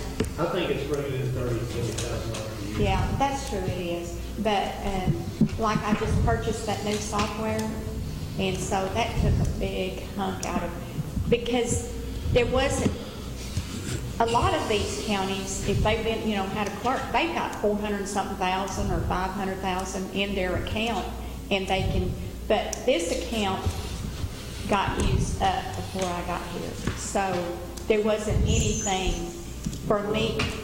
Well, we used what, about 80,000 on the software? Yeah, and well, it's gonna end up being 90 by the time I get through getting everything. Right now, there's 89,000 in the records management fund, but she's got some more expenses on that software to come out of there, and there is, Has part of it been paid for? Yes, yes. About how much? Any idea? Half of it? I'd have to go and get one of those. But, and there's 32,000 in the county clerk archive fee. Now, the archive only. But that doesn't really tell us how much is raised annually. You were guessing 30, 40,000. So we're talking about going from 30 or 40,000 to 60 to $80,000. A lot of money. well, whenever you do those old books, I sent 3 off. Of course, they were big books, and they were like $17,000. How many more do we have to do? I don't have a whole lot on that one. So on the archive, I might could, if you just make it like 7 or 8 or something on that, and then on the other though, on the records management. Leaving it at 5 is not going to accomplish your objective?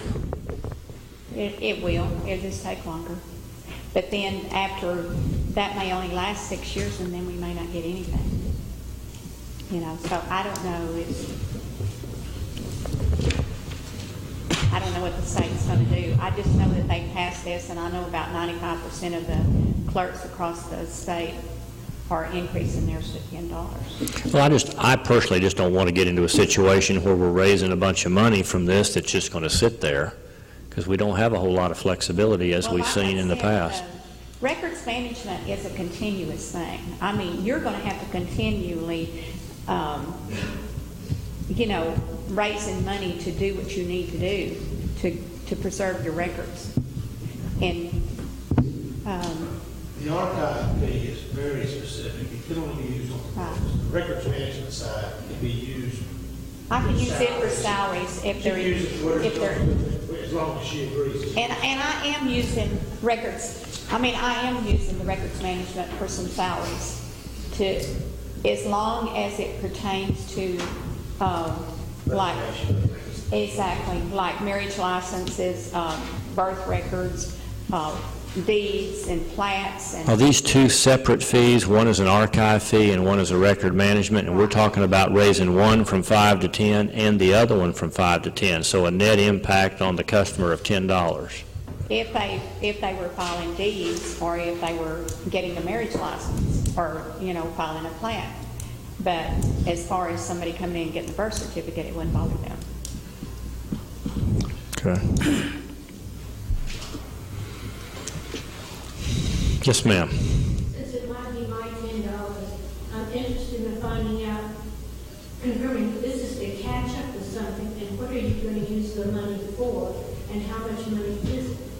Well, right now, we're trying to scan our records back to sovereignty.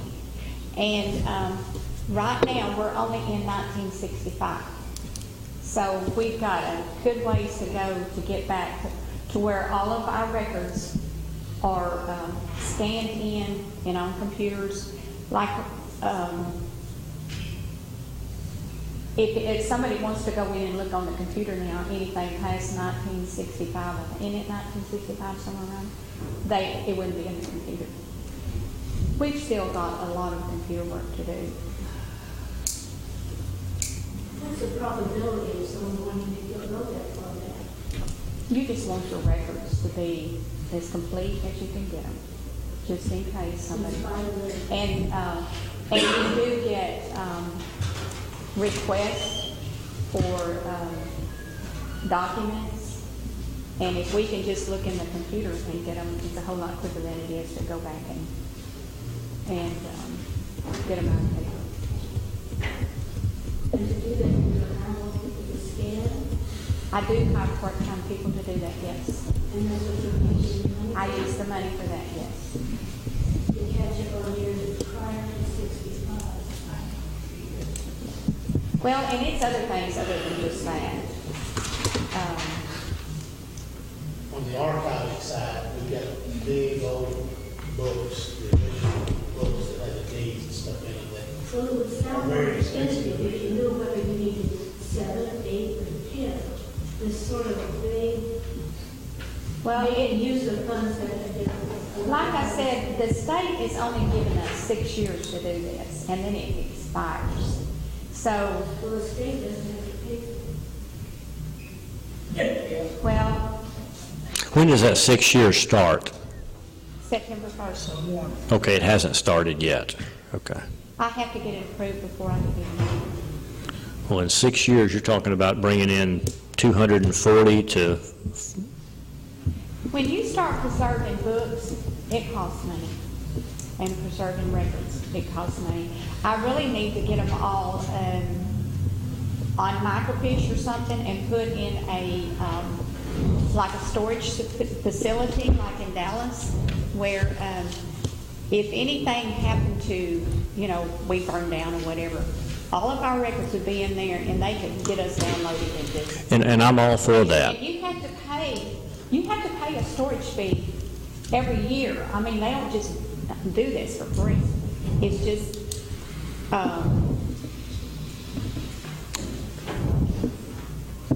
Well, again, we're talking about, at the current rate, if we're raising $30,000 to $40,000 a year, we're talking about currently raising $180,000 to $240,000 over the next 6 years. If you were to double that, you're talking about bringing in $360,000 to $480,000. you'd be surprised how fast that money can. I guess I would. When you're, and like I said, some of it goes for salaries, so we're hiring an employee out of the county that, or sometimes 2 employees that are bringing more income back into the county office. Part-time employees? As scanners. Okay. How much is a marriage license right now? $72. And it would go to 82. Yes. Well, it's 72. How much is a birth certificate? $23. But it wouldn't affect It that. don't affect that. No. 23. Saying the fees that went up, the state has added that fee on there. Okay. All right. So are you recommending we go to the full 10? Yes, sir. And I think, well, I'm not sure about that. Well, it wouldn't hurt to have some in reserve if they did cut us off in 6 years. So that the future clerks down the, if they needed money, it would be there.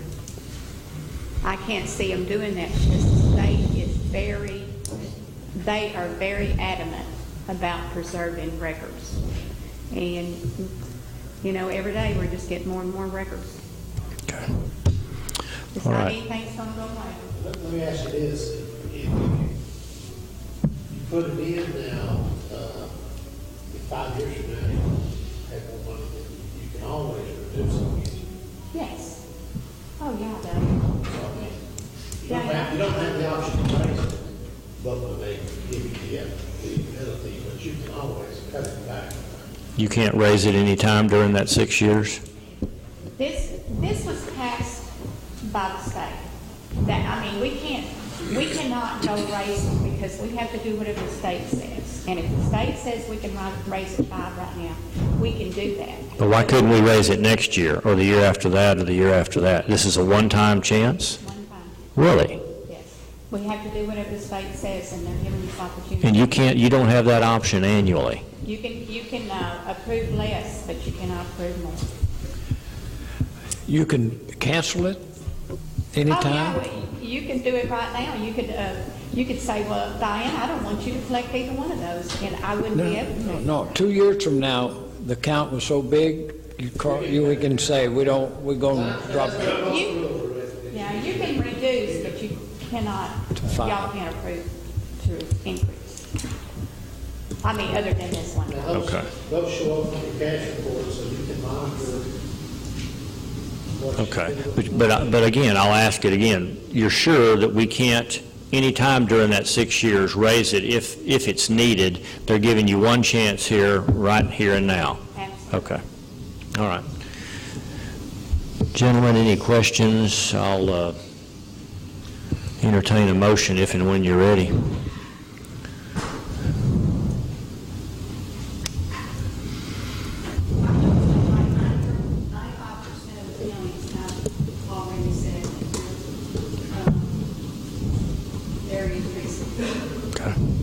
But I have not read this particular bill, but normally you can always reduce the fees.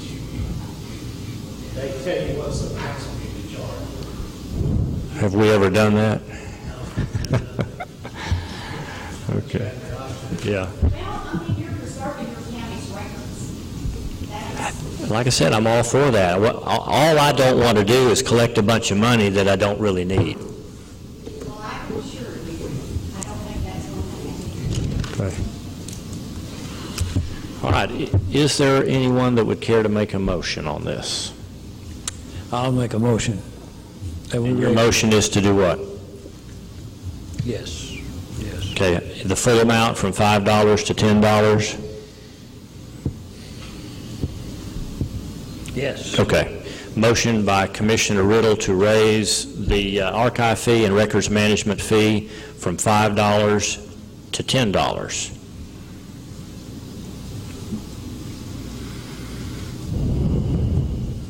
Okay. I do not have a second. Would anybody care to? Second. Motion by Commissioner, second by Commissioner Hockaday. So we have a motion and a second to go from 5 to 10 on these two fees. Do you have a question? Okay. Diane, you're telling the court that you're recommending to go to the $10. Yes, since Okay. we have the opportunity to do it, I think we should do it. Okay. Like I said, if, you know, I don't mind coming to y'all and telling you I'm here, that, you know, if it exceeds, if we get to the point where we don't need as much money, I mean, the court can come to you and say, you know, you can reduce this to 7 or something, or reduce it back down to 5 later. But, you know, at Okay. this point, though, right now, by the time I get prepared for this new software, I still need money to, you know, to update records. Okay, I have a motion and a second. All in favor of raising the archive fee and records management fee from $5 to $10, say aye. Aye. Opposed? Well, I'm opposed at that level, so I'm going to vote nay. I might reconsider a lower amount, but I hate to see this fee double. But we do have a motion that is passed, And was it four votes? Okay, 4-1. All right, thank you very much. And I would say to Diane, let's spend this money on this record thing and try to get them all Get it all took care of. took care of in this 6 years, or ever how long we're going to do this. Item number 9, discuss county policy related to per diem rates that was adopted August 1 of 2008. As you'll recall, we've had a couple of travel requests over the last 2 meetings where there was some discussion about limiting per diem rates. I believe Clevie Johnson was affected by that, and Deborah Abston was affected by that. And Commissioner Fields was kind enough to do some research and found found actually some minutes from previous Commissioners Court, and I'd like to read this. And this went into effect back in August 1st of 2008. The agenda item was to consider and possibly approve an increase in per diem for meals, for travel for employees and elected officials.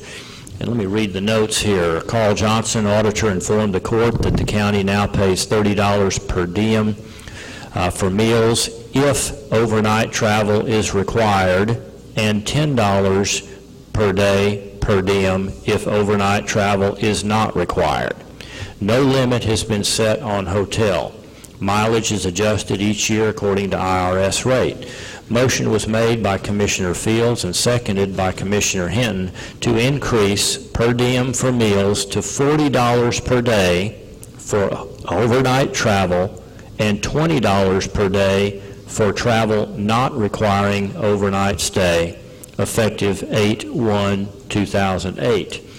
I think in our discussions we had said that per diem would be $40 per day if there was an overnight involved, and if there was not, that there would be nothing paid. Well, we have had some discussion, and the point was brought out for somebody that had a long day's travel that left in the morning or at lunchtime, we were not going to pay for a meal we were not going to make a per diem expenditure unless there was an overnight travel. So if you had to travel on Sunday and you were returning on Thursday, you would have you were returning on Wednesday, so you would have Sunday night, Monday night, and Tuesday night, even though Sunday and Wednesday were travel days. Effectively, one of those days there was no per diem reimbursement. So I'm just reminding the court of what you did back in 2008 that kind of split the difference with an employee that was traveling on a day that there was not overnight stay involved. And would you like to continue this now that we're refreshed on what that is, or would you like to make any changes to that?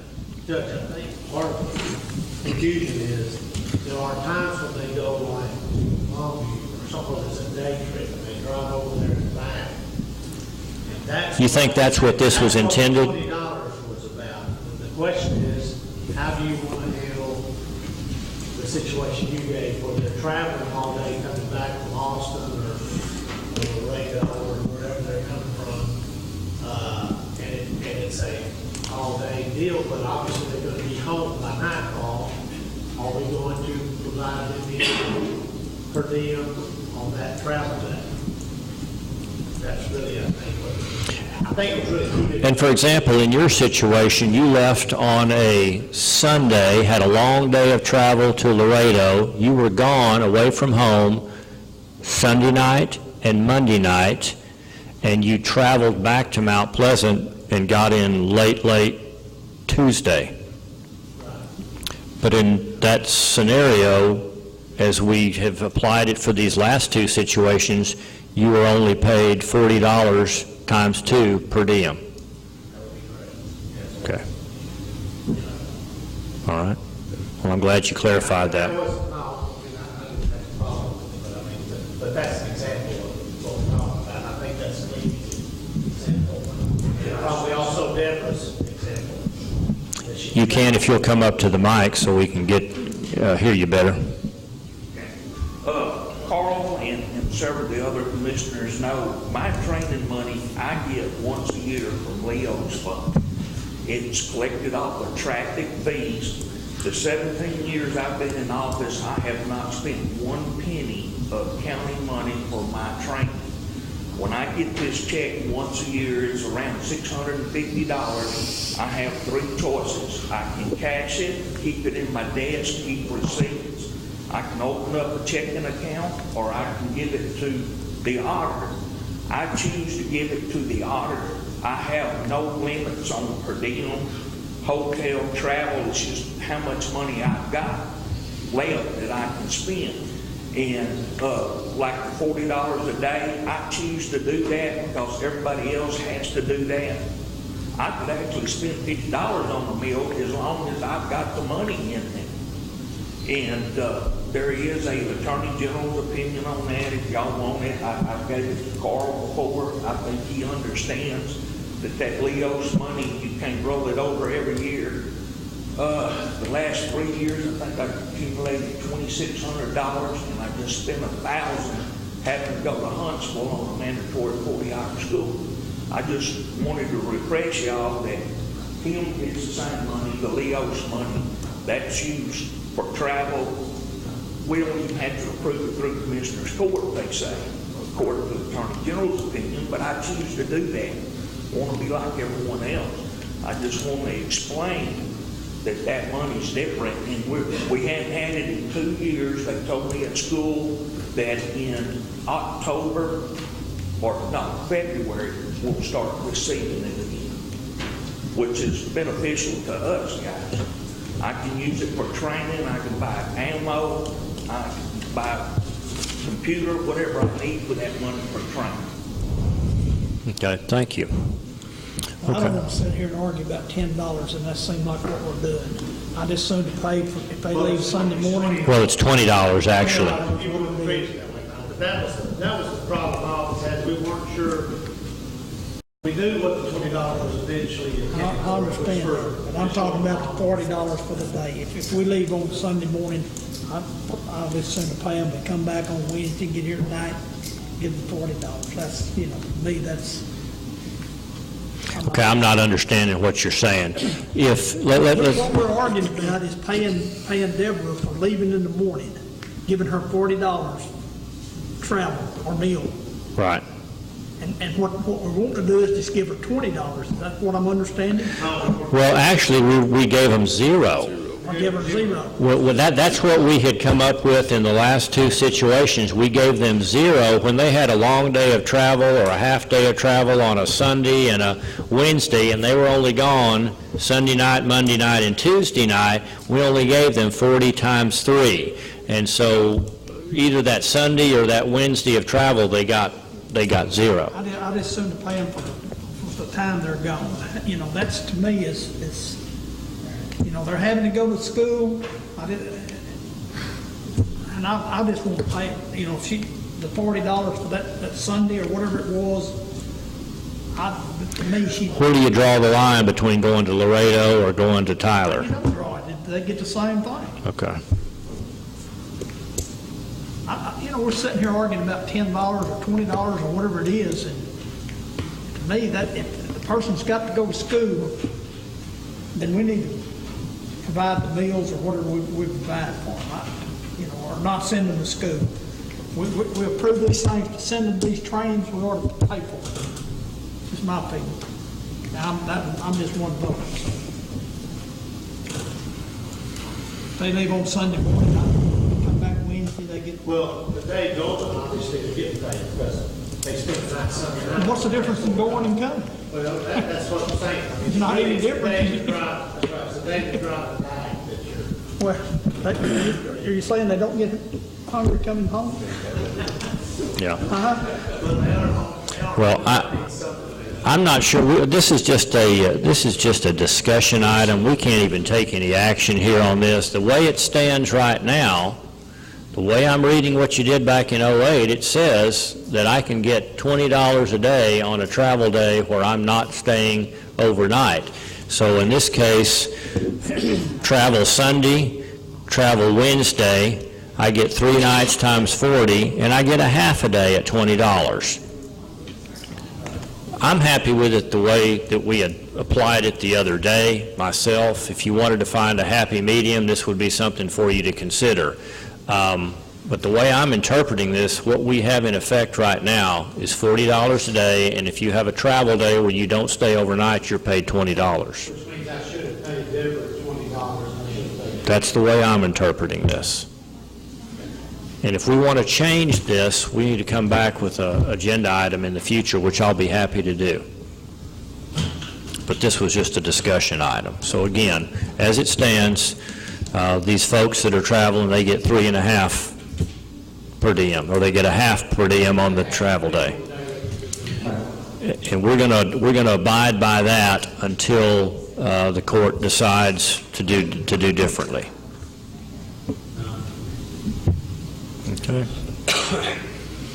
All right, we're going to move on now to item number 10, consider and possibly approve moving Commissioners Court from Monday, September 9th to Friday, September 6th. I will be out of town on that Monday, September 9th, seeing as how we're involved in budget, and I don't know how critical that first Monday of September will be. I'd like to be able to be here if that changed. That's a morning meeting. That would move the morning September 9th meeting back to the morning of Friday, September 6th. I don't have a problem with that. When does a budget have to be approved? What kind of run over those dates with us, would you? The budget will have to be approved by the last meeting of September. Which will be that 9 plus 23rd, which would be the 23rd. So this doesn't change that evening meeting for final adoption. It would be that one prior. If you don't feel that it's necessary for me to be here on that date, I'll be glad to leave it the same. I just didn't think that would be much of a concession if we back to Friday, but I'll do whatever you like. I don't have a problem. I'll make that a motion. Motion by Commissioner Fields to change our first of the month morning Commissioners Court meeting to September 6th. Second by Commissioner Hockaday. All in favor, say aye. Aye. All right, thank you. Item number 11, consider and possibly approve election judges and alternate for the upcoming 13-14 cycle. Leonard. Thank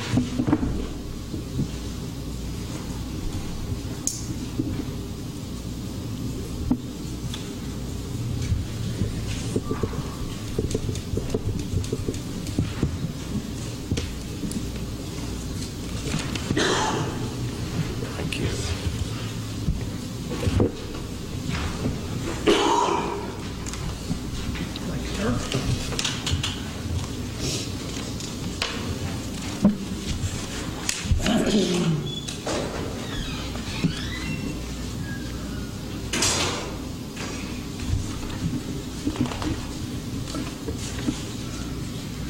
Every 2 years, we appoint election judges and alternates from the list of the party chairs according to the election code, and these judges are appointed for a two-year cycle.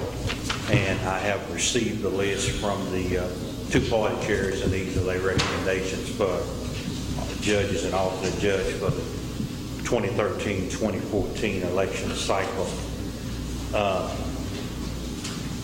The P indicate presiding judge, and the A represents an alternate judge on the list. So on the opposite list, if one says A, then the other list would be the presiding judge. Precinct 1 Republican list would be Elizabeth Green, 2 Matt Baird, 3 Kay Bryant, 4 Mary Kay Dene, 5 is going to be Nelda Logan, 6 Judy Kent, 7 would be Don White, number 9 would be Netta Walker, number 8 would be Netta Walker, number 9 would be Maxine Patton, number 10 Faith Hoffman, number 11 Christine Ballard, number 12 David Byrd, number 14 Paula Dow, 15 Jim Dow, 16 will be Helen Barton, and 17 will be Amanda Aguilon. 18 would be Jennifer Ravel, 19 Marky Jenkins, and number 20 would be Frank Stringham. On the presiding judge for the early ballot board would be Emily Aikman, and the presiding judge for the central count would be Tim Park. On the Democratic list, precinct 1 would be Marion Evans, 2 is Leon Branch, 3 Betty Russell, 4 would be Chelsea Rose, and 5 would be Judy Logan, 6 is Billy Ann Marsh, 7 Vivian Shepherd, and 8 Donna Norman. Number 9 would be Shirley Carruthers. Number 10, Sharon Hargrose. Number 11, Rosemary Bandit. Number 12 would be Jimmy Summerlin. Number 14, Yvonne Craddock. 15, Grace G. 16, James Watson. 17, Mary Brooks. 19, Gerald Schofield. 19, Orlu Pettit. And number 20 would be Eddie Williams. The early ballot board is Aline Lindsay, and the central count would be Janice Allen for the Democratic list. Leonard, would you go over precinct 4 and 10 one more time? I had different names from what I heard you say on the Democrat list. Precinct 4 and 10. Okay, I'm sorry. 4 is going to be Rosie Hodge. Okay, that's what I have. I thought I heard you say something different. Yeah, would be Rosie Hodge, and number 10 is going to be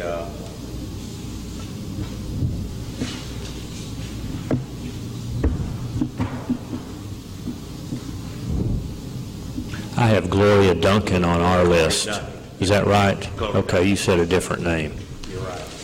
Okay.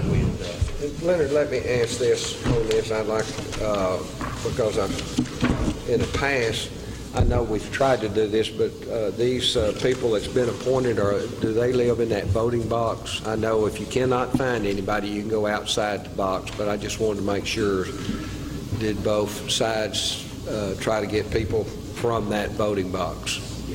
If I notice, if we look one up and they would not reside in that voting box, we did check with the county chair to see, and they indicated they could not find anybody in that box to work, so they had to get somebody from outside of the box to work. And so, if y'all can help them out, if y'all know anybody in those boxes that's available, let them know, because cases that I saw, the county chair said nobody was willing to accept it in those boxes. Okay. The other list that you have is the list that is not prescribed to the list for the county chairs, but has to be approved by the court, but does not necessarily come from the list of county chairs, and that's what central count and that separate list that you have. Okay. Any questions? I'll entertain a motion when you're ready. Second. Motion by Commissioner Hockaday and second by Commissioner Hinton to approve Leonard's proposal here. All in favor, say aye. Aye. Opposed? And there are none. Thank you, Leonard. Let's move to item number 12. Consider and possibly approve consolidation of precincts for the November 5th, 2013 election. That will be this November.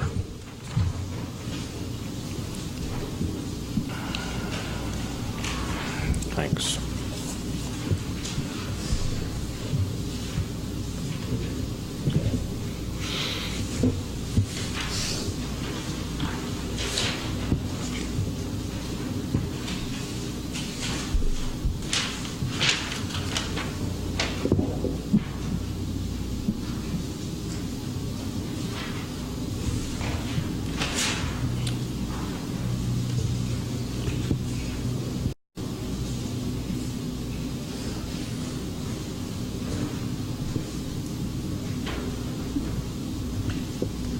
according to the election law, the county election board for this election consists of the sheriff and county judge and election administrator. And we met, and at the meeting we came up with the following proposal for consolidation of the boxes for this constitutional amendment election.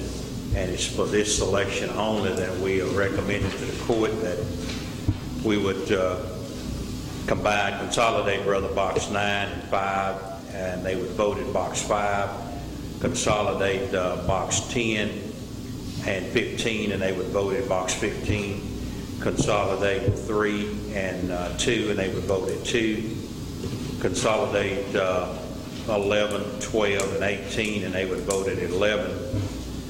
Box 4, box 6, and box 7 would not be consolidated because of the location of them. Box 19 and 20 would be consolidated and voted 20. Box 1, 8, 14, 17, and 16 would all vote at box 16. And this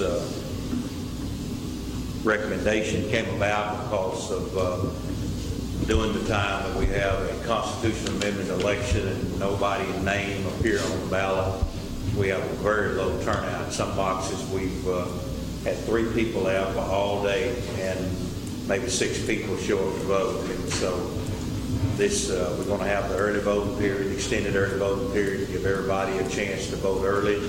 But if they don't vote, then we're going to, make sure that they know election day before their box has been consolidated.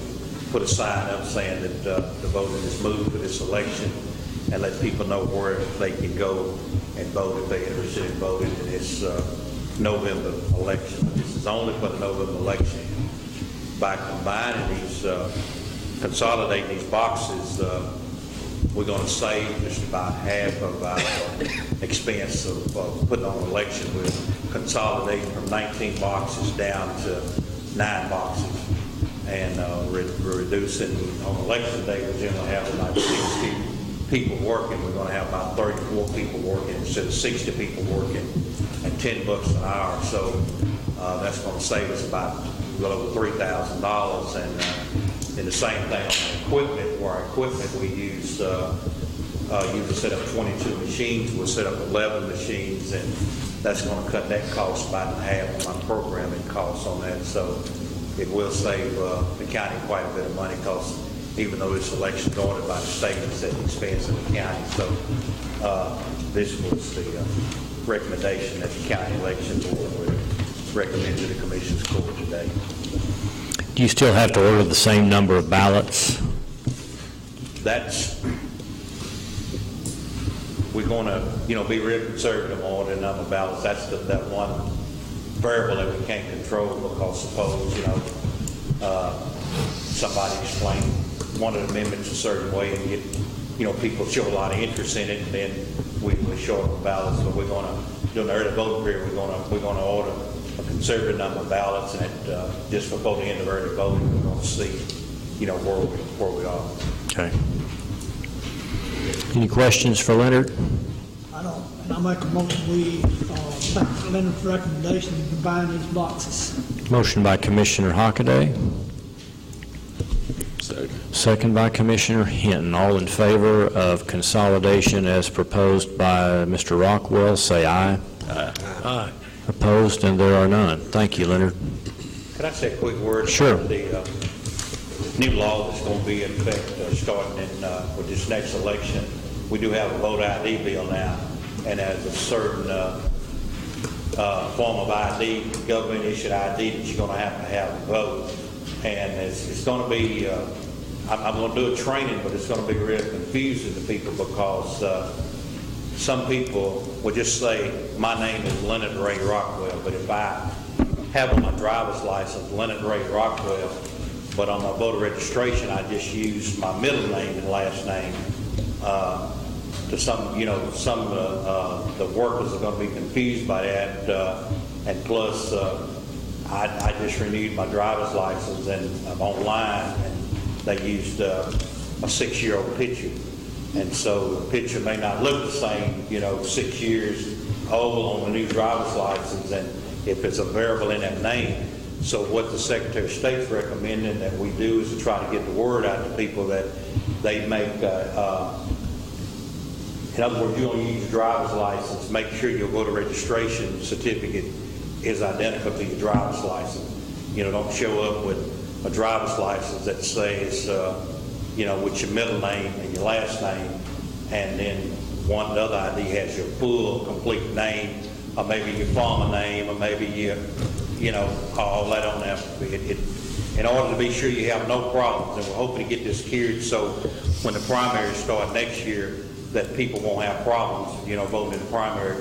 But to get it cured, you need to check your ID and make both IDs, have an ID that match what's on the voter registration roll, because, we won't be there at every polling place, so we won't know every person. So in order to, the confusion, is that it'd be good if you had your voter registration match whatever ID you're going to bring. If you're going to bring your passport, if that's what matches it, but that way you won't have any problems. What we suggest that people do is to get a card, a new voter registration card, or a change card, and change your name to match whatever we have on the rolls. That way you got no problem.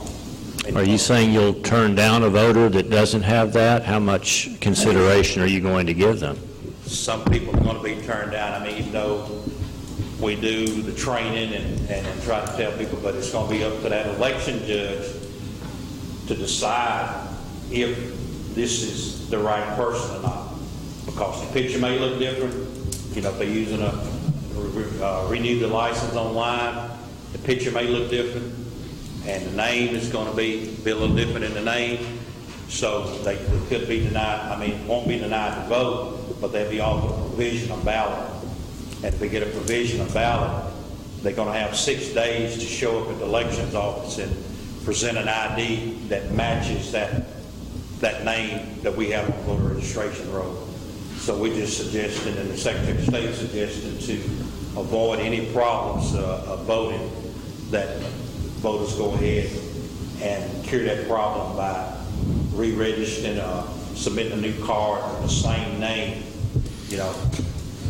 so that you don't have any problem. We have had several cases where women show up and got married and the name is not changed, but we're able to decide that it's the same person. But we're just saying, in order to avoid any problems, you need to have an ID that matches what we have on the voter registration roll.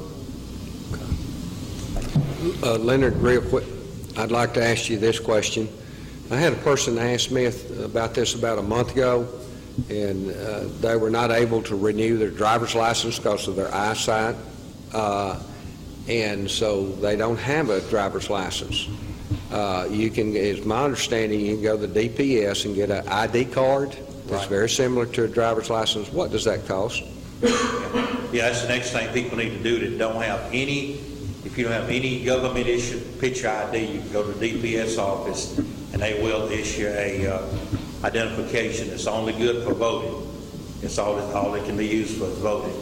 And people say everybody's got a picture ID, but we found that when we voted at the nursing home the last time, a lot of people in the nursing home still have the mind and able to vote, but they don't have a picture ID because they were driving when they went to the nursing home.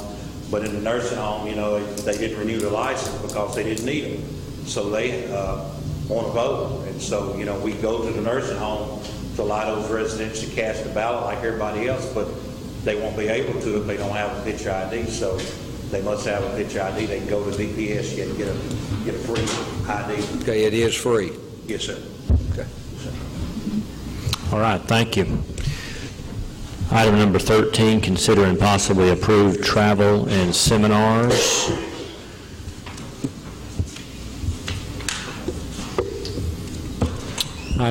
First item is our bailiff, Tony Bynum, is asking for a course registration fee of $25. No travel involved, just the cost of that training, $25. Sheriff Ingram is asking that Michelle Livingston be allowed $313 for schools she took for intermediate certificate.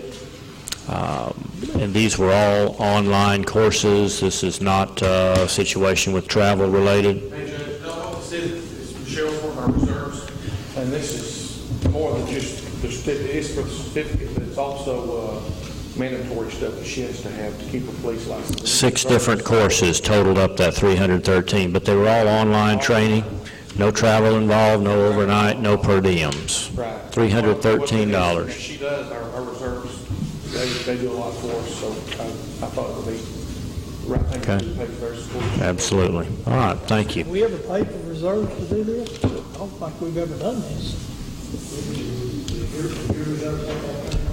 Yes, sir.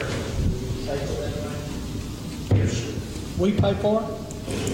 We pay for y'all's guys to do that If I thing? have it again, on Riddle's money, you can't pay or reserve anyone that's not working 32 hours a week.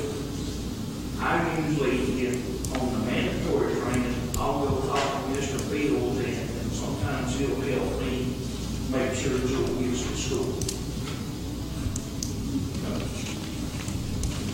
Mr. Fields pays for it? Yes. He hasn't stuck it out in his budget to cover him, to keep him certified. But we need to set something up where the mandatory training where the county could pay for it. You know, he puts in 30, 40 hours a week, it's not that. Yeah, I understand. I see him down there. But I don't know that we pay, I didn't know we were paying for reserves to go to school. I didn't realize that. Like our reserves, if we hadn't had to get something, so we need to, because like when Cleveland was off, she made 2 transport to sterile for us. I mean, it's not unusual for our reserves to come in and do that. They help us out. So it's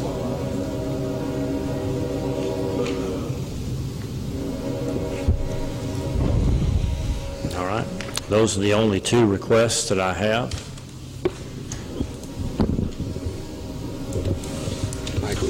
Motion by Commissioner Fields to approve these 2 requests for seminars, training. Second by Commissioner Hinton. All in favor, say aye. Aye. Opposed? There are none. Thank you. Item 14, approve oral and written reports of county officials.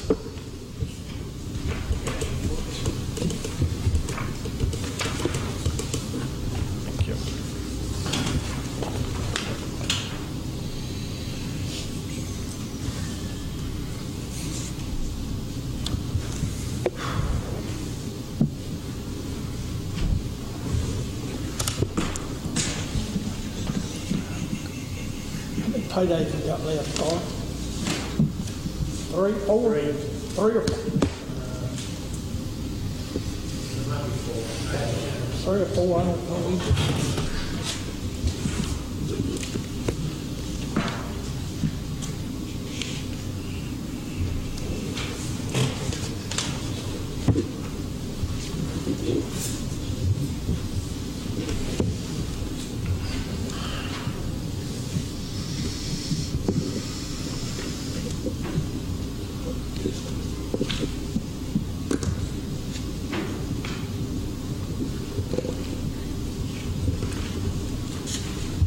Make a motion to approve reports. Motion by Commissioner Hinton to approve reports, second by Commissioner Fields. All in favor, say aye. Aye. Opposed? And there are none. Item number 15, consider and possibly approve treasurer's report.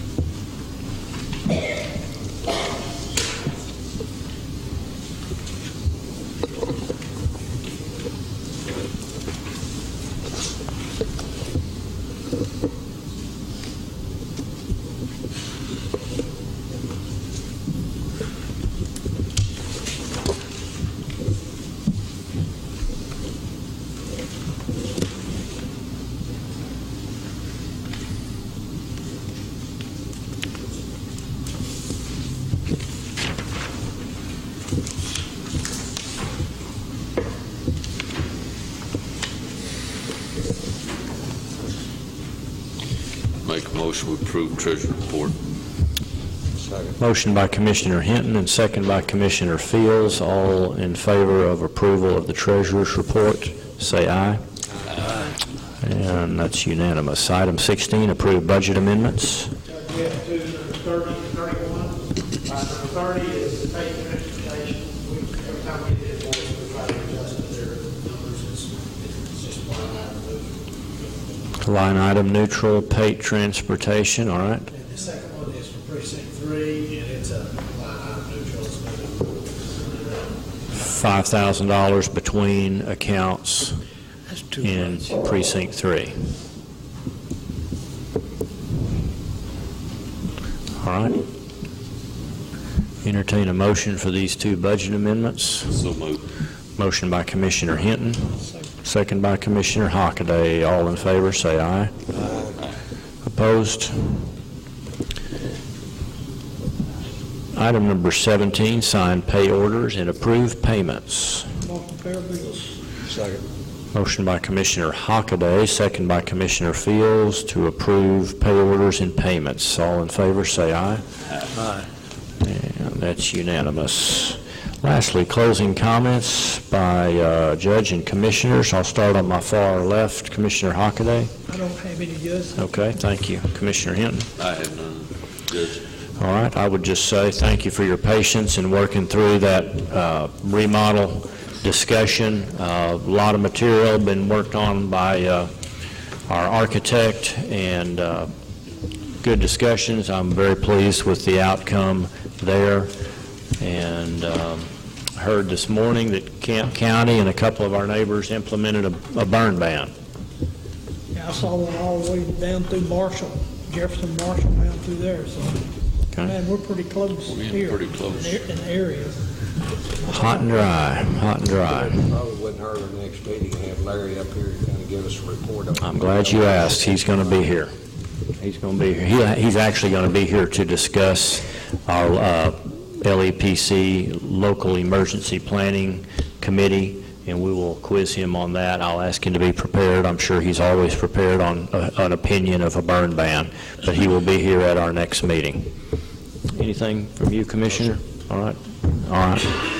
I'll entertain a motion to adjourn. So moved. All right. Motion by Commissioner Hockaday and second by Commissioner Hinton. Thank you for your patience, everyone. Have a good